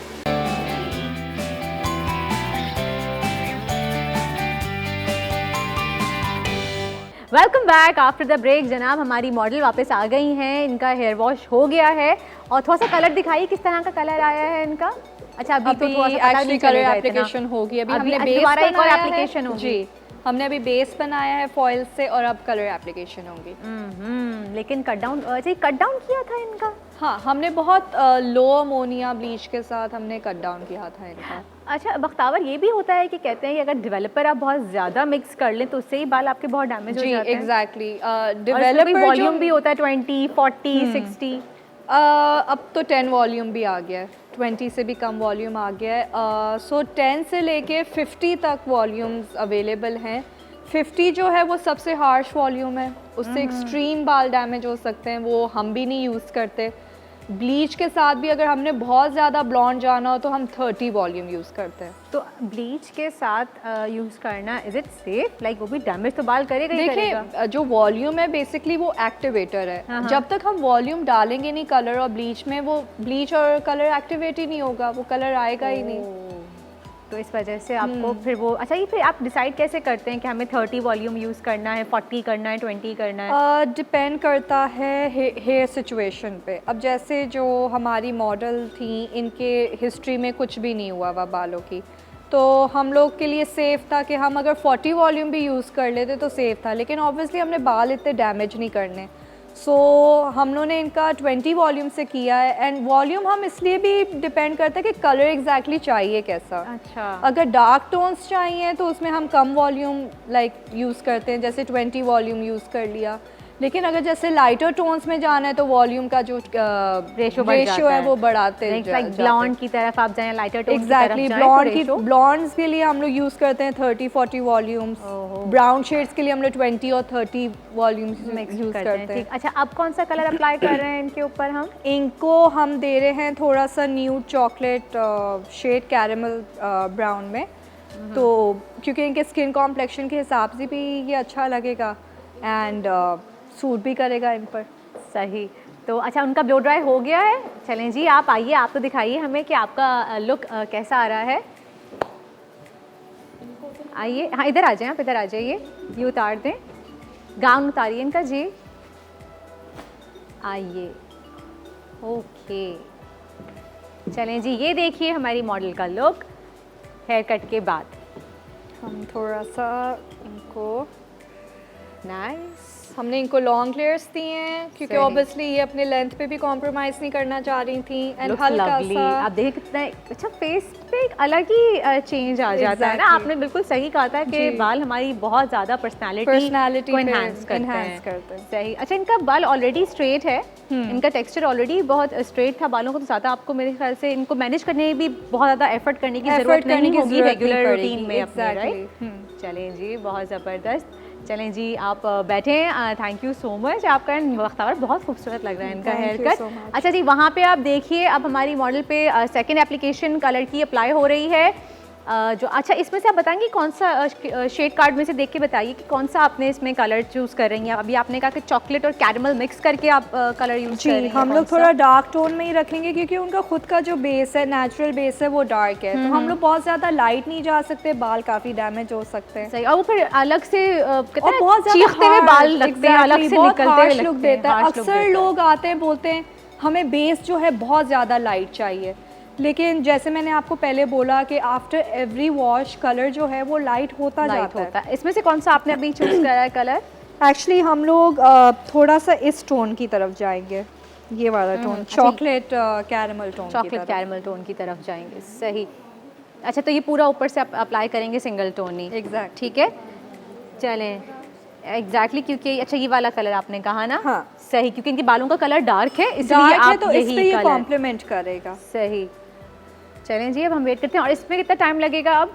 देखें कलर प्रोसेस होने में हम 20 to 30 मिनट्स देते हैं, तो अच्छा, अब 20 डिपेंड minutes। करता है, लेकिन हम हर 2 मिनट बाद चेक कर रहे होते हैं। जैसे जैसे कलर आता जाता है, कुछ लोगों को अब 10 मिनट में भी फारिग हो जाते हैं। ओह अच्छा, डिपेंड करता है ना, अगेन Depend आपके करता बालों है, के टेक्सचर depend पर करता है। डिपेंड करता है कि अच्छा बाज़ दफ़ा ऐसा होता है कि रूट्स के पास से बहुत जल्दी लाइट कलर आ जाता है, लेकिन नीचे आने में टाइम लग जाता अच्छा है। इसमें भी एक साइंस है। अक्सर लोग जो हैं, हम लोग रूट्स के लिए हमेशा अलग कलर यूज़ करते हैं और लेंथ के लिए अलग कलर यूज़ करते हैं ताकि बैलेंस आउट हो जाए। बैलेंस आउट हो जाए या बैलेंस रहे? बैलेंस में ही रहे, बैलेंस में ही, सॉरी, बैलेंस में ही रहे।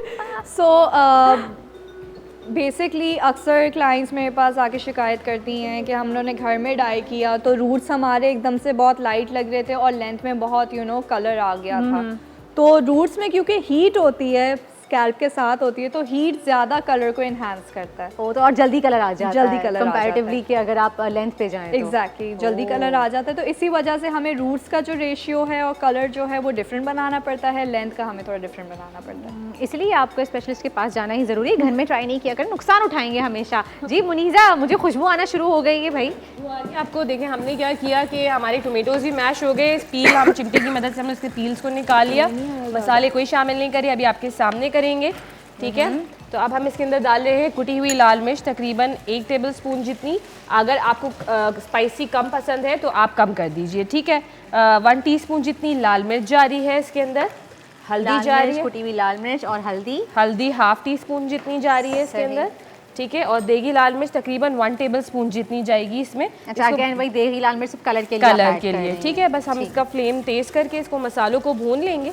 और हमारी कढ़ाई है तो इस वजह से हाई फ्लेम पे बना रही हैं आप? बिल्कुल जी, कढ़ाई है हमेशा हाई फ्लेम पे हो, जिसका मसाला होता है हमेशा भुना हुआ होता है, बहुत ज़्यादा वाटरी नहीं होता।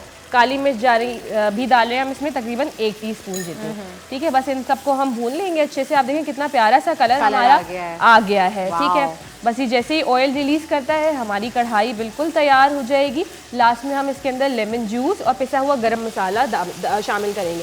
अच्छा सॉल्ट हमने शामिल नहीं करा था, तकरीबन 1 टीस्पून जितना सॉल्ट डाल रही हूँ मैं। आप हस्बे जाएगा, आप हस्बे जाएगा बिल्कुल अपने फ्लेवर्स के हिसाब से कम ज़्यादा कर सकते हैं। और देखिए कितनी जल्दी से हमारी कढ़ाई तैयार है। अच्छा मसला ये भी नहीं है कढ़ाई में कि हम प्रॉन्स की कढ़ाई बना रहे हैं तो प्रॉन्स बहुत जल्दी गल जाते हैं, तो ये तो क्विकली फुल झटपट कढ़ाई बन जाएगी और बहुत मज़े की लग रही है। बिल्कुल, और ये बहुत मज़े की बनती है। और आजकल लोग बड़े एक मशहूर सी जगह है वहाँ पे खाने जा रहे हैं, तो घर पे भी बना के ट्राई करें और घर पे बिल्कुल साफ़ सुथरा अच्छे तरीके से बनता है। बाहर का कोशिश करा करें, अवॉइड करा करें, क्योंकि आजकल आपको पता है कितनी बीमारियां हो रही हैं। हाइजीन का अब देखें जिस तरीके से कोरोना वायरस का फिर से दोबारा से हो रहा है, तो बेहतर है कि अपने घर में रहें, सेफ रहें और बिला वजह बाहर निकलना अवॉइड कीजिए। मास्क पहनिए, बार बार हैंड वॉश कीजिए, अगर घर में हैं, घर से बाहर हैं तो सैनिटाइज़र का इस्तेमाल कीजिए। और मैं एक रिक्वेस्ट करूँगी, प्लीज़ सैनिटाइज़र लगा के किचन में चूल्हे के पास नहीं जाइए, हादसा हो सकता है। सैनिटाइज़र लगा के किचन में जाना सेफ़ नहीं है। अगर आप घर में ही हैं तो प्रेफर करें आप हाथ धो लीजिए, घर में सैनिटाइज़र लगाने की ज़रूरत नहीं है जनाब। तो कढ़ाई भी हमारी तैयार है, बस इसको गार्निश करेंगी अब आप हरे धनिया से। मैंने फ्लेम बंद कर दी है, ठीक है। पिसा हुआ गरम मसाला जाएगा, कसूरी मेथी जाएगी इसके अंदर, और ये लेमन जूस हम शामिल कर रहे हैं अच्छा सा टैंगी सा फ्लेवर देने के लिए। हरा धनिया जाएगा इसके अंदर, ठीक है। अच्छा गरम मसाला ना कोशिश करें फ्लेम बंद करने के बाद आपने शामिल करना है, उससे बहुत अच्छी खुशबू और बहुत अच्छा फ्लेवर आएगा। और हरी मिर्चें हम शामिल कर रहे हैं हमारी कढ़ाई के अंदर। दैट्स इट, हमारी कढ़ाई जो है वो बिल्कुल तैयार है। Thank you so much Muniza, इतनी कोई हमें अच्छी सी और आसान रेसिपी बताने के लिए। भाई पराठे मंगाए, हम ट्राई करेंगे इस ब्रेक में, क्योंकि वक्त हो गया है एक ब्रेक का। कहीं जाइएगा नहीं, देखते रहिए मुस्कुराती मॉर्निंग।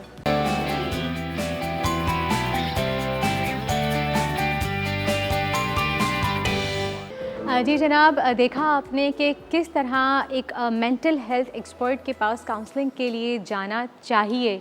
ज़रूरी नहीं कि अगर कोई शख्स काउंसलिंग के लिए जा रहा है या मेंटल हेल्थ एक्सपर्ट के पास जा रहा है तो उसमें कोई ना कोई खामी हो या कोई कमी हो, इस वजह से वो जा रहा है। या फिर अक्सर ऐसा होता है कि हम खुद आपस में बात कर रहे होते हैं, हम सोचते हैं या घर वाले कहते हैं कि भाई मेंटल हेल्थ एक्सपर्ट के पास जाके भी तो आप सिर्फ बात ही करेंगे उनसे, वो तहम्मुल से आपकी बात सुनेंगे। ज़्यादा बेहतर है आप घर में किसी से बात कर लें, अपने किसी दोस्त से बात कर लें, अपनी फैमिली में सराउंडिंग में देखें किसी से बात करें। लेकिन ऐसा नहीं होता। एक एक्सपर्ट होता है और शायद फैमिली में हम उस तरह खुल के बात नहीं कर पाते। लेकिन सवाल आता है कि ये थेरेपी होती क्या है, ये कैसे की जाती है, ये हमें ज़रूरी क्यों है कि हम किसी एक्सपर्ट के पास जाएं, हम घर में ये काम नहीं कर सकते। इन तमाम सवालों के जवाब देने के लिए हमारे साथ आज मौजूद हैं मेंटल हेल्थ एक्सपर्ट फातिमा लगारी और साथ में हमारे साथ एक सर्वाइवर भी मौजूद हैं ज़ीरा खान। अस्सलाम वालेकुम, welcome to the show. Fatima, मुझे आप ये बताइए पहले कि जैसे अभी हमने वीडियो भी देखी और ये अक्सर हम सबके जहन में ये सवाल आता है कि हम किसी एक्सपर्ट के पास क्यों जाएँ, वो भी तो बात सुनेगा हमारी, तो क्या फैमिली से वो ज़्यादा अच्छा हमें गाइड कर सकता है, ऐसा है? तो देखिए, जैसे आपने बोला कि हम किसी के पास क्यों जाएं जब हमारे अपने घर में लोग हैं या हमारे दोस्त हैं, तो सवाल ये आता है कि क्या उन लोगों के पास भी वो सहूलत है कि वो आपकी बात सुन सकते हैं या आपको वो उस तरह मदद कर सकते हैं जैसे आपको चाहिए। कभी कभार ऐसा भी होता है कि हम अपनी दोस्त से या अपने घर वालों से बात करते हैं कि देखें मेरा टेस्ट अच्छा नहीं गया या मुझे समझ नहीं आया मैं कैसे अपने टेस्ट के लिए तैयारी करूं, तो कभी कभार उनको हम क्या कहते हैं, ये तो कुछ भी नहीं है, जब देखो तुम इसी चीज़ के ऊपर आ जाते हो। तो हम जब किसी के पास जाते हैं, किसी माहिर नफ्सियात के पास जाते हैं, तो पहली चीज़ ये होती है कि वो पूरा वक्त, वो पूरी तवज्जो वो सिर्फ आपको देते हैं, आपके जो मसाइल हैं वो उनको सुनते हैं और फिर वो आपकी मदद करते हैं कि अच्छा ठीक है, अगर आप एक स्टूडेंट हैं आप अपनी एग्ज़ाम की तैयारी कैसे कर सकते हैं, अगर आप हाउस वाइफ हैं और आपके घर में इतने सारे मसाइल हैं, हम उनके ऊपर कैसे काम कर सकते हैं। और जो मेन गोल जो होता है ना थेरेपी का, वो ये होता है कि आप अपनी मदद कैसे कर सकते हैं, क्योंकि हम अगर अपनी लाइफ को देखें, हम कितने मसरूफ़ होते हैं, हमारे पास टाइम नहीं होता और उसकी वजह से हम अपना ख्याल करना छोड़ देते हैं। यानी थेरेपी में आप ये भी सिखाते हैं कि आप अपनी मदद आप कैसे कर सकते हैं। बिल्कुल, और ये बहुत ज़रूरी चीज़ होती है। हम देखते हैं कभी कभार क्या होता है कि मैं अगर एक हाउस वाइफ फॉर एग्ज़ाम्पल, बच्चों का ख्याल करना है, उनका खाना, स्कूल, अगर मैं हस्बैंड हूँ तो मुझे ये मेक श्योर करना है कि मैं घर से बाहर जा रहा हूँ, मैं कमा के ला रहा हूँ। अगर मैं एक स्टूडेंट हूँ तो हम वो सब चीज़ें तो कर रहे हैं, लेकिन हम अपने बारे में नहीं सोच रहे। हमने कभी ये नहीं बोला कि मैं क्या चाहती हूँ, क्या ये जो मैं कर रही हूँ यही है सिर्फ ज़िंदगी में। तो हम बातों के ज़रिए हम अपना इलाज करते हैं, हम हमारी जो फीलिंग्स है, हम जो महसूस करते हैं, हम उनके ऊपर बात करते हैं, हम किस तरह चीज़ों को बेहतर कर सकते हैं। सही। ज़ीरक, आप बताइए, आपको अपनी लाइफ में किस पॉइंट पे, किस मोड़ पे ये महसूस हुआ कि आपको ज़रूरत है किसी मेंटल हेल्थ एक्सपर्ट की? मैं आई थिंक 18 साल का था, 17-18 का, जब मुझे आई थिंक प्रेशर जनरली बहुत ज़्यादा पड़ रहा था। और प्रेशर सिर्फ पेरेंट्स से नहीं, हर चीज़ से, क्योंकि पढ़ाई को लेके? पढ़ाई एक तो मेन चीज़ पढ़ाई ऑब्वियसली होता है कि इस एज में पढ़ाई ही बहुत ज़्यादा आपको, क्योंकि बचपन से मैं ए ग्रेड स्टूडेंट हूँ, हमेशा एज आ रहे हैं फर्स्ट आ रहा हूँ वगैरह में। तो जब मैं सऊदीया में था, जब यहाँ शिफ्ट हुआ तो यहाँ पे पढ़ाई थोड़ी डिफरेंट थी और मेरे लिए सूट नहीं कर रही थी इन अ वे, तो उसकी वजह से मेरे ग्रेड्स थोड़े स्लिप हो रहे थे। और उसके अलावा बिकॉज ऑब्वियसली प्यूबर्टी और ये सब हो रहा था, तो obviously I was facing a lot of things. और वैसे भी कोई एक बच्चा अब्रॉड से आए यहाँ पे तो उसको एनवायरनमेंट में सेटल होने में सबसे बहुत बड़ा टाइम मसला यही था कि क्योंकि एक तो I was being bullied, I was being made fun of. सऊदीया में सब सेट था, पढ़ाई, दोस्त, खाना, दैट्स इट। यहाँ पे पढ़ाई और फिर I have to make sure कि मैं कचरे में ना गिर जाऊँ, वो उठा के नहीं फेंकना दें इधर वगैरह। तो I have to make sure कि मेरा दिन अच्छा गुजरे। उसके अलावा मुझे ऐसे एक्टिंग का मुझे शौक था, वॉइस ओवर वगैरह का शौक था, तो अब कनेक्शंस मेरे नहीं थे, तो उससे मुझे और स्ट्रेस हुआ। मैंने कहा यार, क्योंकि हर कोई मुझे ये कह रहा था कि यार पर्ची के बगैर कुछ नहीं हो सकता था। ओके, बड़ा मसला है। और फिर उसके अलावा जनरली टीनेज प्रॉब्लम्स जो आपके होते हैं, अब उस एज में पेरेंट्स को इन माय ओपिनियन जो अब जाके कर रहे हैं उनको देखना चाहिए, उनको और इंटरेक्ट करना चाहिए, उनको बात करनी चाहिए, उनको पूछना चाहिए अपने बच्चों से कि यार लाइक क्या हो रहा है, what's going on, talk to me. Instead वो आपको और ताने मारते हैं, वो कहते हैं कि तुम इतनी अच्छी ज़िंदगी दी है, तुम्हें फिर भी मसले हैं। Like I get it, like अल्हम्दुलिल्लाह कि खाने को मिला है, पीने को मिला है, घर अच्छा मिला है and all that's great.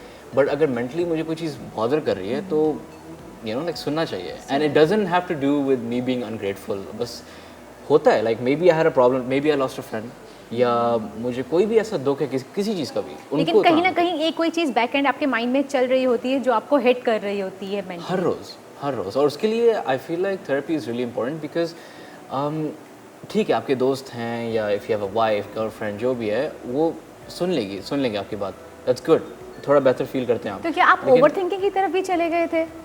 Over thinking, और फिर मुझे एंग्जाइटी डेवलप हो गई और मैं बोलूँगा नहीं कि डिप्रेशन था या नहीं, because I am not sure. मैं कहना नहीं चाह रहा, क्योंकि डिप्रेशन को बहुत ग्लोरीफाई किया हुआ है आजकल कि यार ब्रो मैं बहुत डिप्रेस्ड हूँ एंड ऑल दैट, वो गलत है। Because depression is not a joke, it's not a game. Depression जिसको होती है it's severely deadly, it's really deadly। सही। हम मज़ीद सर एक ब्रेक का वक्त हो गया है, हम मज़ीद बात करेंगे कि थेरेपी होती क्या है, किस तरह से की जाती है, मज़ीद डिटेल में डिस्कस करेंगे इस बारे में, लेकिन इस छोटे से ब्रेक के बाद।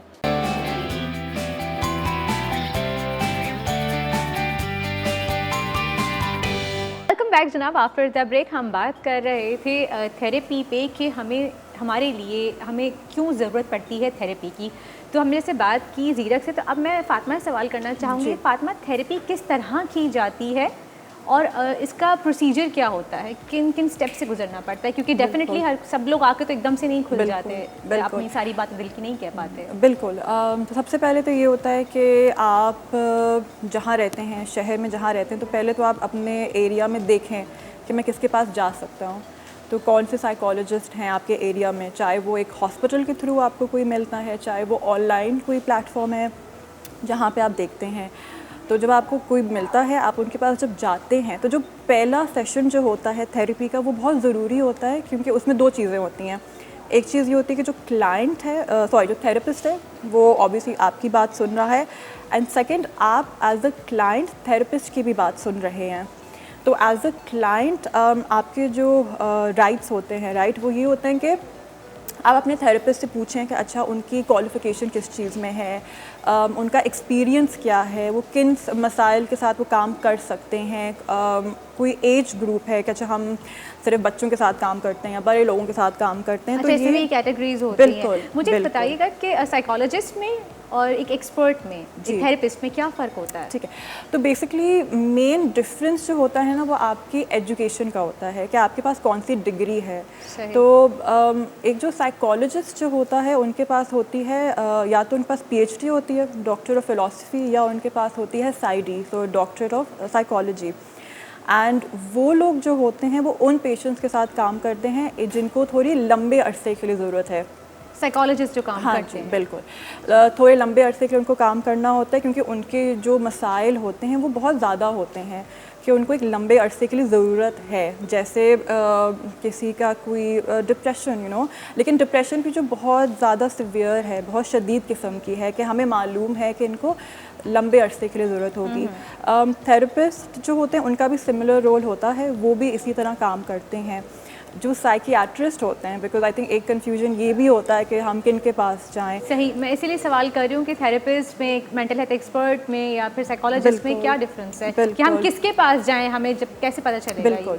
तो अगर आपको मेडिकेशन की ज़रूरत है तो हम फिर कहते हैं कि आप एक साइकियाट्रिस्ट के पास जाएं। अच्छा। उनकी जो डिग्री होती है वो मेडिकल डिग्री होती है, तो वो जो होते हैं वो काउंसलिंग नहीं कर सकते। अच्छा, वो तो मेडिकेशन। हाँ जी, बिल्कुल। और बहुत बार क्लाइंट्स कहते भी हैं कि हम साइकियाट्रिस्ट के पास गए तो थे, लेकिन उन्होंने तो बस मेडिकेशन दे दी, उन्होंने कोई काउंसलिंग तो करी नहीं, क्योंकि वो कर नहीं सकते। और वो करते हैं उन लोगों के साथ काम जिनकी बहुत शदीद किस्म की उनको ज़रूरत होती है। तो जैसे OCD है, उसके लिए मेडिकेशन की ज़रूरत है। जैसे किसी किस्म का कोई पर्सनालिटी डिसऑर्डर अगर है, तो उस लिहाज से फिर वो उनकी मदद करते हैं। वो बिल्कुल एक अलग केसेस होते हैं। अच्छा, जिस थेरेपी की हम बात कर रहे हैं, इसके लिए हमें किसके पास जाना चाहिए? कि अगर सपोज आपको अपने आप से कोई उलझन का शिकार हैं आप, या बहुत ज़्यादा ओवर थिंकिंग कर रहे हैं, तो फिर हमें किसके पास जाना? आप एक थेरेपिस्ट के पास जा सकते हैं। एक थेरेपिस्ट के पास आप जा सकते हैं। बिल्कुल। और उनका काम यही होगा कि आपके जो मसाइल हैं वो उनके ऊपर आपकी मदद करेंगे। क्यों तो थेरेपी जो होती है थोड़ा लंबा प्रोसेस है, तो वो कुछ महीनों से साल तक भी जा सकती है। सेशन जो आपके होते हैं वो आपकी मर्ज़ी है कि आप हर हफ्ते जाएं या आप एक हफ्ते की गैप के बाद जाएं। और जो सेशंस होते हैं वो 40 से लेकर 1 घंटे के बीच में होते हैं। अच्छा। और ये जो होता है ना, ये हर थेरेपिस्ट डिफरेंट होता है। तो आप मेरे पास आएंगी तो मैं शायद 1 घंटे का सेशन करूँगी, आप किसी और के पास जाएंगे तो वो शायद सिर्फ 40 मिनट का सेशन करें। आप लोग क्या करते हैं? कोई एक्टिविटी करवाते हैं आप, या फिर आप सिर्फ उनकी बात सुनते हैं या उनसे सवाल जवाब करते हैं, क्या करते हैं? बिल्कुल, जैसा आपने बोला ये सब चीज़ें हम करते हैं। तो जो पहला सेशन होता है, ज़्यादातर हम क्लाइंट की बात सुनते हैं कि अच्छा ठीक है, आप हमारे पास क्यों आए हैं, किस वजह से आप आए हैं, और या आपको लगता क्यों है कि आपको ज़रूरत भी है। तो फॉर एग्ज़ाम्पल अगर कोई कह रहा है कि मेरी फैमिली में किसी की फौतगी हो गई है, मेरी अम्मी की, अब्बू की, और मैं उसके साथ मैं कर नहीं पा रही हूँ, मैनेज नहीं कर पा रही हूँ अपने घर के काम, तो वो फिर हमारे पास आते हैं। तो उसमें फिर बहुत सारी हम बातें करते हैं, हम उनके रिश्ते उनके रिलेशनशिप्स देखते हैं कि अच्छा आपका घर का सेटअप कैसा है, आप काम करते हैं तो उसका सेटअप क्या है। हम बहुत बार हम क्लाइंट्स को होमवर्क भी देते हैं। अच्छा कि अच्छा ठीक है, मैं आपको ये होमवर्क दे रही हूँ, इस हफ्ते आपने मुझे ये करके दिखाना है। जैसे फॉर एग्जांपल अगर कोई ये कहता है कि मैंने अपना ख्याल रखना छोड़ दिया है, मतलब मैं ना अपने बाल ब्रश कर सकती हूँ, अपने कपड़े नहीं चेंज करती, दिल नहीं चाहता, बिल्कुल तंग आ गई हूँ, मुझे कुछ नहीं करता, हम उनको बस एक छोटा होमवर्क देते हैं कि आप जब हर दिन उठेंगी ना, बस एक चीज़ आप करेंगी, वो क्या होगा, सिर्फ बाल ब्रश करेंगी बस।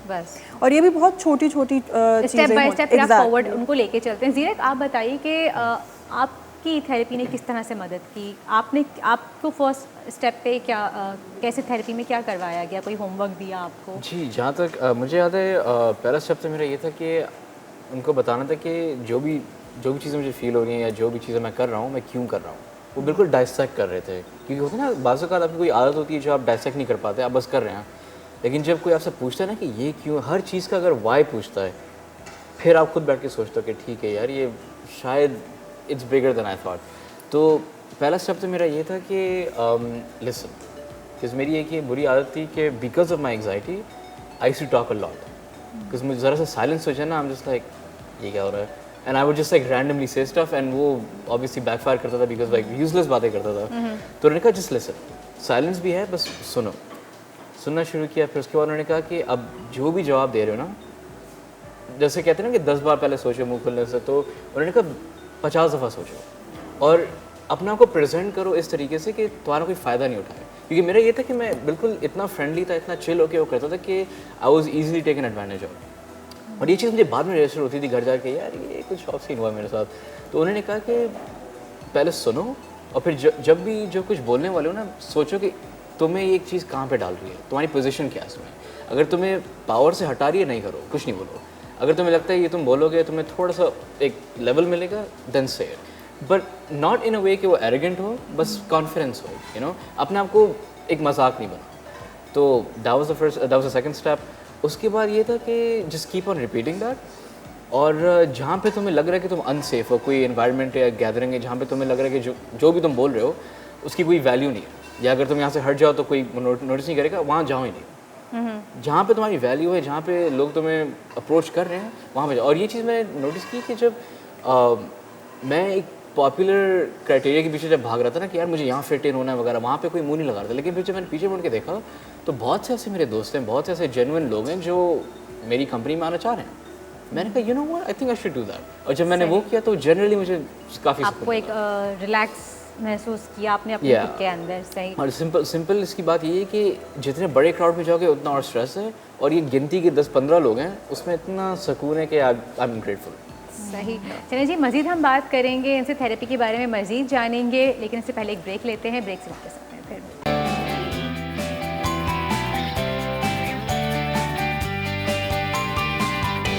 जनाब वापस आ गए हैं हम ब्रेक से, और बहुत ही अहम मौजू पे हम बात कर रहे हैं थेरेपी को लेके, जिसके बारे में हमें पता भी है लेकिन फिर भी शायद हम समझने की कोशिश नहीं करते या हम जानना नहीं चाहते।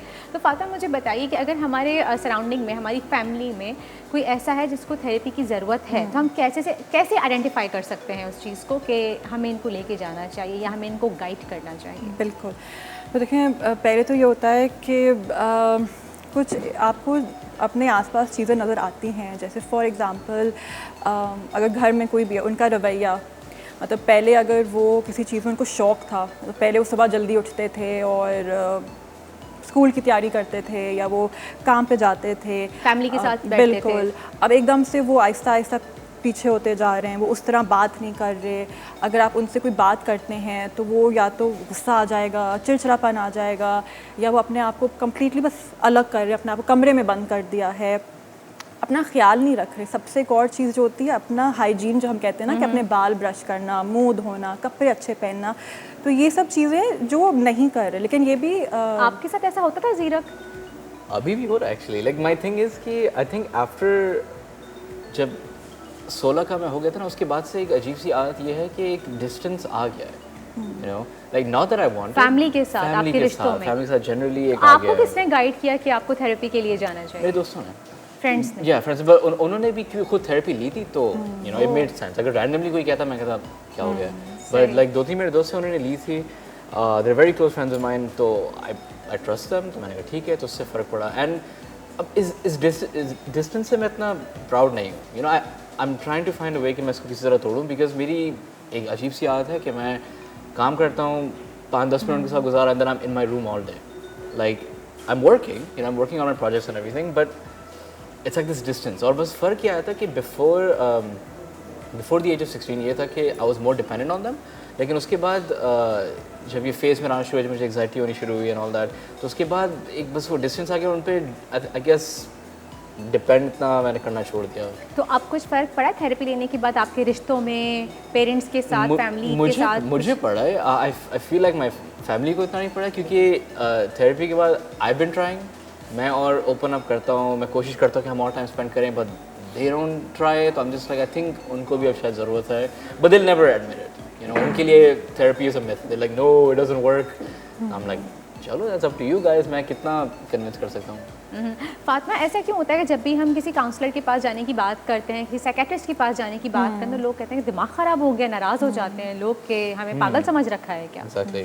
तो इस चीज़ को कैसे ख़त्म किया जाए? बिल्कुल, आई थिंक सबसे जो अहम चीज़ जो आप कर सकते हैं ना, बस वो यही है, एजुकेट करें, इस मौजू के ऊपर और बात करें, क्योंकि आई थिंक हमारा माशरा ऐसा है ना कि हम इस चीज़ के ऊपर आराम से बात नहीं करते हैं, जैसा आपने खुद बोला कि वो एक लेबल लग जाता है आपको कि ये पागल है, बिल्कुल।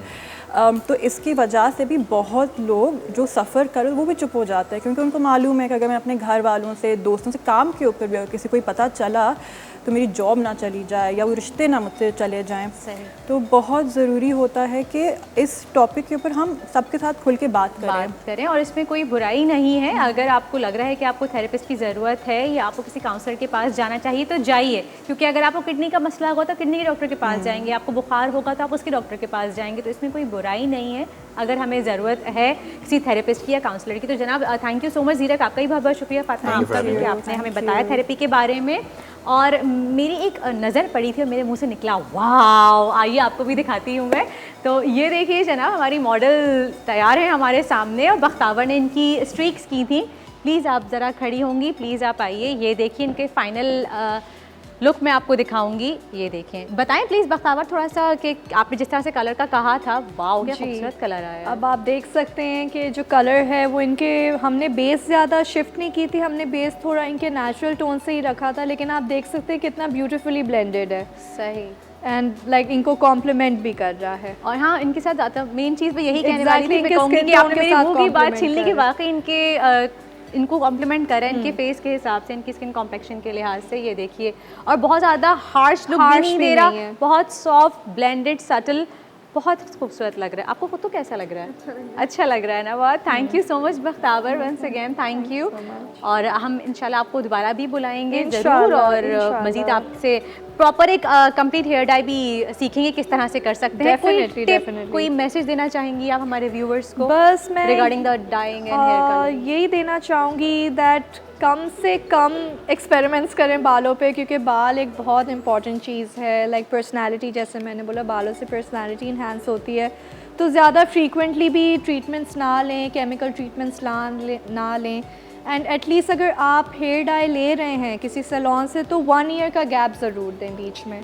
अच्छा, 1 साल का गैप, लेकिन तो वो कहते हैं ना कि आपको हर 6 महीने बाद या 4 महीने बाद रिफ्रेश कराना पड़ता है। You can get your roots done and glossing done, लेकिन जो प्रॉपर फॉइलिंग होती है मैं पर्सनली रेकमेंड करती हूँ कि 1 ईयर बाद तो 1 साल में ख़राब नहीं हो जाती फॉइलिंग? बहुत अजीब सी नहीं लगने लगती? क्योंकि टेक्निक सब ऐसी आ गई है ना। जैसे मैंने बोला, अब इनका जो ग्रोथ होगा वो हार्श ग्रोथ नहीं होगा, जैसे जैसे ग्रोथ होता जाएगा और उल्टा ज़्यादा खूबसूरत। अच्छा, ये देखिए ना, आपने यहाँ से स्टार्ट किया था और आप ये देखिए ऊपर से फील भी नहीं हो रहा इतना कि आपने बेस कलर को इतना ज़्यादा बेस कलर को हमने ज़्यादा उसी से मिक्स एंड मैच करके आपने ब्लेंडेड स्ट्रीक्स दी। बिल्कुल बिल्कुल सही जी, यू लुकिंग ब्यूटीफुल भाई। Thank you so much Bakhtawar, बहुत बहुत शुक्रिया, थैंक यू। और अगर आप अपॉइंटमेंट लेना चाहते हैं बख्तावर से तो आप इनके सैलून जा सकते हैं। क्लिफ्टन ब्लॉक 2 में है इनका सैलून। और इसी के साथ ही जनाब आज का शो ख़त्म होता है। कल फिर मुलाकात होगी आपसे एक नए शो के साथ, एक नई एनर्जी के साथ। टिल देन अपना बहुत बहुत ख्याल रखिएगा और कल सुबह देखना मत भूलिएगा 9 बजे मुस्कुराती मॉर्निंग। अल्लाह हाफ़िज़।